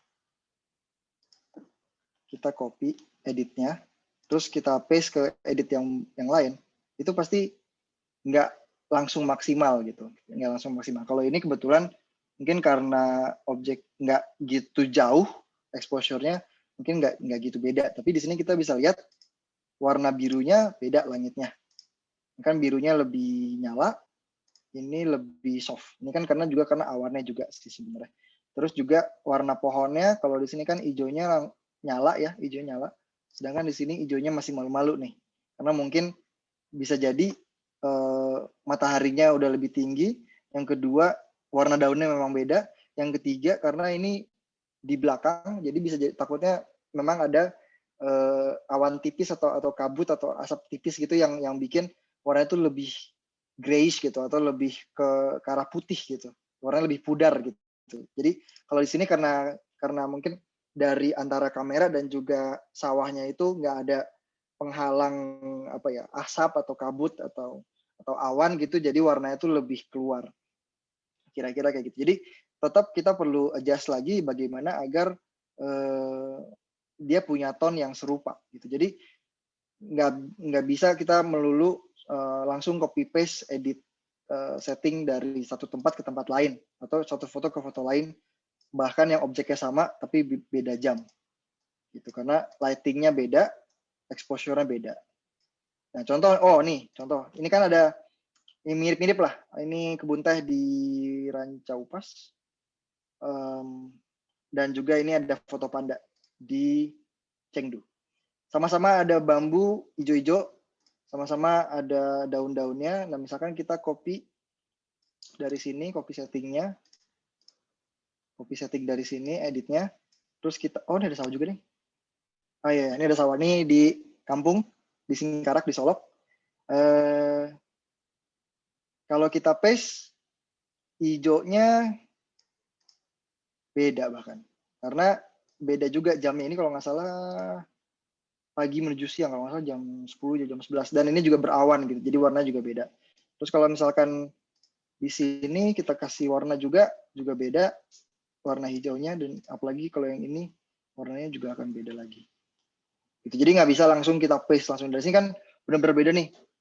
Pandanya kan biasanya kita membayangkan panda itu benar-benar putih bersih gitu ya. Jadi kalau misalnya kita kasih edit yang sama, benar-benar keluar warna tanahnya atau apa warna coklat dari panda, dan jadinya nggak gitu menggugah gitu. Jadi perlu kita adjust juga. Kira-kira kayak gitu. Terus, oke. Apa trik waktu ambil foto pemandangan layar vertikal supaya background-nya tercover lebih luas? Oh, fotonya foto portrait berdiri gitu. Background-nya tercover lebih luas. Ya, lebih jauh ambil fotonya. Karena ya kekurangan dari foto portrait ya memang area of field-nya tidak lebar gitu, tapi memanjang gitu kan atas ke bawah. Jadi kita bisa agak lebih jauh dari objek yang mau kita foto, pemandangan yang mau kita foto, itu satu. Yang kedua, kalau misalkan handphonenya ada lensa yang ultra wide, kita bisa gunakan lensa ultra wide-nya. Dan kalau misalkan tidak ada ultra wide, kita bisa nambah aksesoris. Nambah aksesorisnya itu kayak semacam lensa yang ditempel gitu loh. Lensa yang ditempel biar dia ultra wide, itu juga banyak sih yang jual gitu di online marketplace, itu banyak gitu. Itu salah satu triknya gitu untuk lihat ini. Soalnya kalau misalkan kayak pemandangan, ya udah pasti pemandangannya kalau dia landscape seperti ini ya akan lebih kelihatan gitu, akan lebih kelihatan lebih luas gitu seperti ini. Dan kalau dan ini kalau misalkan dia portrait, ya kita perlu akalin gimana biar tetap bisa, tapi ya nggak bisa lebar-lebar amat gitu kan. Kalau di sini ini di Maroko, Casablanca, ada kita akhirnya main framing di sini. Kita main frame dari ada pilar pilar yang sama dengan pilar yang di bagian belakang. Akhirnya kita akalin biar ini ya nggak monoton amat lah, kira-kira kayak gitu. Gitu sih. Oke, pertanyaan berikutnya, supaya hasil foto terlalu terang bisa lebih soft, gimana editingnya? Ada contohnya nggak ya? Contoh foto yang terlalu terang. Kayaknya ini deh. Ya. Nah, ini kalau misalkan originalnya, nih fotonya kayak gini. Plain, abu-abu, gloomy dull gitulah pokoknya. Pokoknya ini nggak seru lah, warnanya tuh nggak seru karena ini abu-abu, nggak keluar warnanya. Nah, gimana biar lebih soft dan juga mungkin warnanya juga lebih stand out? Kita ya tadi kuncinya kalau menurut saya bisa kayak gini adalah di bagian sini, di bagian light-nya. Kalau misalkan menggunakan Lightroom atau aplikasi-aplikasi kayak VS Code atau Snapseed, macam-macam, bisa VS Code, Snapseed, Lightroom, apa lagi ya, Darkroom juga ada namanya. Tapi kalau menurut saya sih yang gampang itu Lightroom, VS Code, Snapseed, dan itu lumayan komplit lah fiturnya. Kuncinya di sini, kuncinya adalah highlights, shadow, white, sama black. Jadi kalau misalkan highlights-nya itu dia normal, 0, default, dia akan warnanya seperti ini. Dan kalau kita turunin, highlights-nya itu akan, yang terang banget itu akan lebih kalem, warnanya lebih soft, kecerahannya juga lebih rendah, dan yang gelapnya juga akan lebih terang dengan shadows. Kalau misalkan seperti ini, jadi lebih kelihatan lah warnanya seperti itu. Nah, selanjutnya itu adalah di color. Di bagian colornya itu kan ada yang namanya temperatur, tintnya, vibrance, sama saturation. Untuk temperatur ini kita untuk atur namanya white balance. White balance itu mau yang lebih ke kuning-kuningan, warm, atau yang cool, yang kebiru-biruan. Jadi kita bisa atur kalau ke arah kanan dia akan kuning banget sampai kuning parah, atau yang warna biru banget sampai dia biru banget gitu. Jadi bisa kita atur. Nah, kita lihatlah di mana selera kita yang menurut kita pas lah gitu. Jadi mungkin nggak kuning-kuning banget atau nggak biru-biru banget. Tint ini dia antara hijau dan juga ungu atau magenta. Antara dia ungu banget atau hijau banget gitu. Nah, ini kita cari yang kira-kira balance lah, well balanced. Vibrance itu dia akan ngelihat warna-warna yang mencolok, dia akan lebih dikeluarin atau enggak gitu. Jadi kalau misalkan vibrance-nya dikecilin, maka dia nggak hitam putih, tapi warnanya akan lebih redup dibanding kalau vibrance-nya kita naikin. Tapi dia nggak hitam putih. Kalau kita mau ambil fotonya itu jadi hitam putih, maka saturasinya kita turunin. Jadi fotonya dia akan jadi hitam putih. Kalau saturasi kita naikin, maka warnanya akan keluar semua. Tapi bedanya vibrance sama saturation itu. Jadi saturation dia dari warna yang mencoloknya mau dikuatin atau dikurangin gitu, lebih ke situ. Jadi nggak ada hubungannya sama hitam putih warnanya. Ada lagi yang lain sebenarnya, tapi ini udah terlalu banyak detail sih. Jadi kita bisa atur warnanya, merahnya mau keluar atau enggak warnanya, birunya mau lebih ke hijau, kayak contoh di sini. Birunya mau warna langitnya mau ke hijau, lihat warna langitnya lebih ke warna hijau atau ke warna ungu gitu. Tapi kan ungu nggak natural ya, nggak make sense. Hijau mungkin masih oke gitu ya untuk dapetin feel warmnya gitu, tapi bisa juga kita natural biru gitu. Tapi ini jauh lebih detail, ini untuk nanti lah. Kalau misalnya mau ngulik-ngulik bisa, tapi at least untuk yang sekarang dan saya rasa udah jauh lebih jauh dari cukup. Adalah kita atur highlight sama shadows-nya untuk atur akurasi dari exposure-nya. Jadi biar nggak terlalu terang, nggak terlalu gelap. Kira-kira kayak gitu. Contoh lagi ini di hutan kota di GBK. Ini pas mendungnya mendung banget. Kalau misalkan originalnya itu dia seperti ini, ya mendung gitu. Warna mendung kayak gimana sih? Warna mendung tapi monoton gitu ya. Jadi ini coba diakalin biar nggak monoton-monoton amat gitu. Warnanya mungkin nggak jadi coklat tapi lebih ke arah warna biru, lebih cool. Karena kan ini mendung jadi warna lebih cool. Kira-kira gitu. Oke. Kalau gunakan panorama. Kalau panorama itu ya itu dari bawaan dari handphonenya, cari yang apa modenya mode panorama sih, ikutin aja yang ada di handphone sih. Tapi mungkin editingnya atau nanti postnya juga akan kalau kita mau share itu mungkin akan terbatas karena biasanya rasio dari dimensinya itu mungkin nggak bisa se ekstrim. Kalau panorama kan lebar banget. Nah, sedangkan yang kita bisa share mungkin bukan yang selebar itu, mungkin cuma 16:9 atau 2:3 gitu, yang antara lebar dan panjangnya nggak terlalu ekstrim bedanya. Jadi itu juga perlu kita perhatikan. Kira-kira kayak gitu sih. Oke. Ya. Selain itu ada lagi yang mau ditanyakan atau didiskusikan?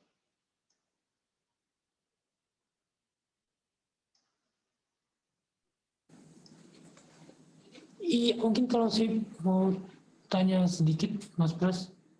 Bah?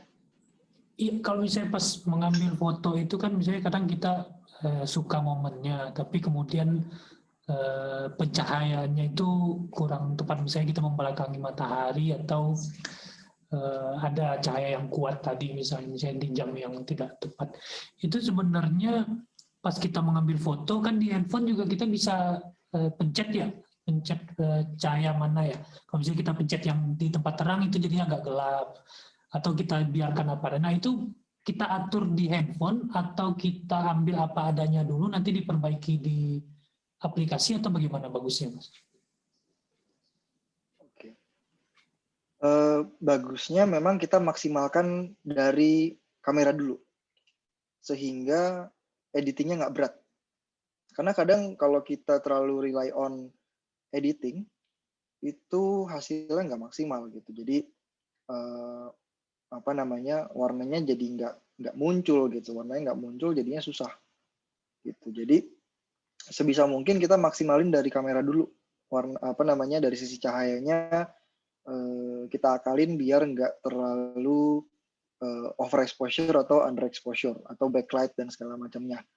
Tapi mungkin untuk mengakali kayak misalkan backlight dan segala macam, bisa aja kita mengakali justru kita akalin fotonya jadi tetap menarik walaupun dengan keterbatasan yang ada.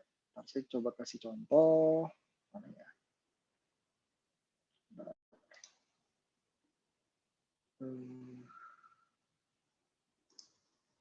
Oke, sebentar. Saya cari contohnya dulu ya. Foto yang under exposure, yang backlight, tapi coba kita akalin.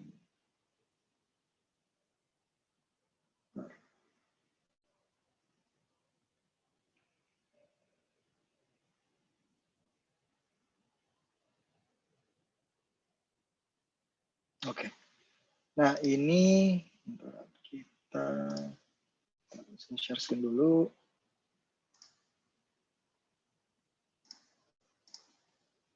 Nah, ini contohnya. Ini fotonya kebetulan hitam putih sih. Tapi original seperti ini. Jadi ini ada momen yang menarik. Jadi ada dua orang di pantai. Ini di pantai mana ya? Balangan kalau nggak salah, di Bali. Balangan ya? Ya, Balangan. Ini ada yang lagi ngobrol gitu kan, terus entah gimana ini kayak menarik gitu kan momennya. Dia satu baru beres surfing, habis itu dia ngobrol sama temannya gitu kan. Dan ini agak sedikit backlight karena mataharinya kita lihat ada pantulannya di sini kan. Ada pantulannya di bagian sini. Dan akhirnya ya kita akalin aja, daripada kita, opsinya ada dua, antara kita recover objek yang gelap ini atau benar-benar kita gelapin sekalian gitu. Jadi bisa kita akalin, bentar ini saya coba reset aja ya editannya.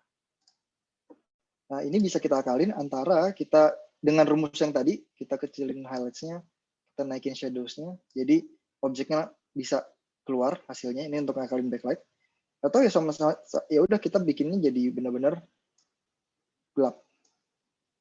Jadi ini benar-benar kita naikin kontrasnya, exposure kita turunin. Jadi benar-benar siluet gitu. Jadi ada kita bisa ngakalin lah kalau objeknya itu kita suka momennya terus backlight. Nah, antara kita recover cahayanya atau benar-benar kita matiin aja sekalian. Kalau kita matikan ini benar lebih ceritanya mungkin lebih abstrak gitu ya, ceritanya mungkin lebih abstrak karena nggak kelihatan mukanya, nggak kelihatan detail dari bajunya dan segala macam. Ya kebetulan ini botol minumannya muncul ya, tapi detailnya nggak terlalu kelihatan, tapi di sini tetap bisa memberikan kesan gitu, bisa memberikan cerita dari si foto ini. Kira-kira kayak gitu. Jadi opsinya bisa kita recover atau benar-benar kita bikin siluet sekalian. Gitu sih. Oke. Ada pertanyaan lagi, apakah ada sekolah formal untuk menjadi fotografer profesional? Nah, sebenarnya ada, bukan sekolah sih, ada yang bahkan kuliah jurusan fotografi sebenarnya ada juga. Tapi sebenarnya untuk jadi fotografer profesional tergantung di mana. Kalau di Indonesia mungkin nggak ada sertifikat yang formal gitu ya. Saya nggak tahu kalau di negara lain mungkin perlu dicek. Tapi biasanya karena ini lebih ke keterampilan dan juga proses kreatifnya yang lebih dihargai, jadi jam terbang sih yang kelihatannya lebih berbicara gitu. Jadi makanya lebih sering kita ambil foto, lebih banyak kita punya portfolio, itu akan membantu kita juga untuk mengasah kemampuan kita untuk mengambil foto gitu sih. Oke, baik.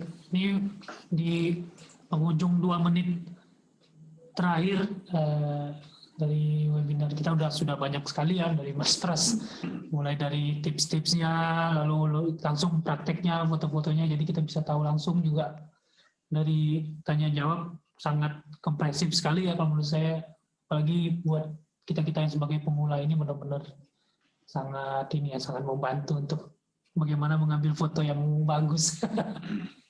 Tapi itu tadi kalau untuk aplikasi, untuk Lightroom itu kalau yang untuk di HP itu sebenarnya udah lumayan bagus ya Mas ya? Oh iya, udah bagus banget sih, udah bisa banyak lah untuk kita memulai, dan terlebih kalau kita mau lebih detail lagi, lebih ngulik lagi juga tersedia gitu. Maksudnya fiturnya ada banyak sekali, tapi fitur basicnya pun udah sangat membantu kita gitu. Dan kalau saya saranin sih editnya benar-benar kita coba sendiri, kan ada yang ini ya, ada aplikasi yang dia justru kasihnya filter, ada yang langsung filternya udah ada, tinggal kita pilih gitu kan. Yang preset itu gitu juga, ya? Iya, itu bisa aja, cuman takutnya kita terlalu dimanjakan, jadinya kreativitas kita juga terbatas gitu.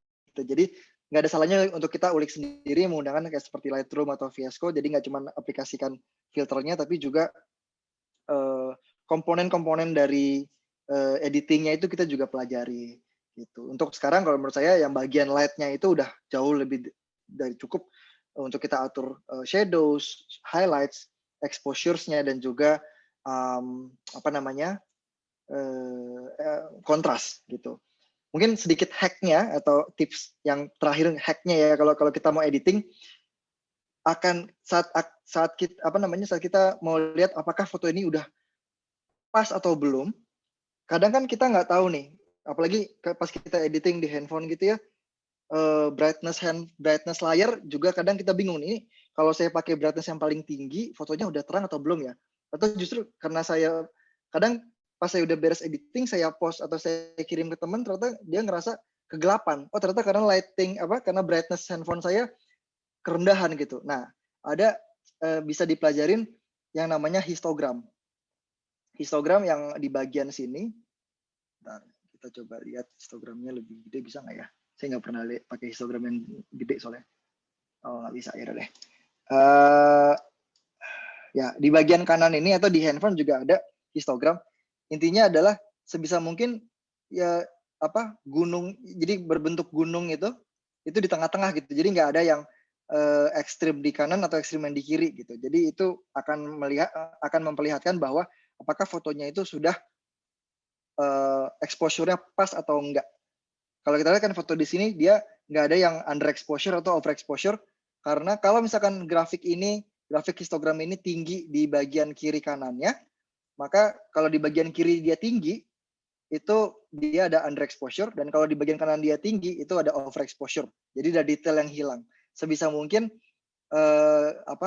histogramnya ini atau grafiknya itu dia ada, kalau ada gelombangnya itu di tengah-tengah gitu, nggak ada yang puncaknya tuh dikepotong di kanan atau kepotong di kiri. Itu sedikit hacknya lah untuk kalau kita mau editing ini tuh udah pas belum ya terangnya, ini terlalu terang atau terlalu gelap nggak ya gitu. Itu cara ngeceknya dengan membaca histogram gitu sih.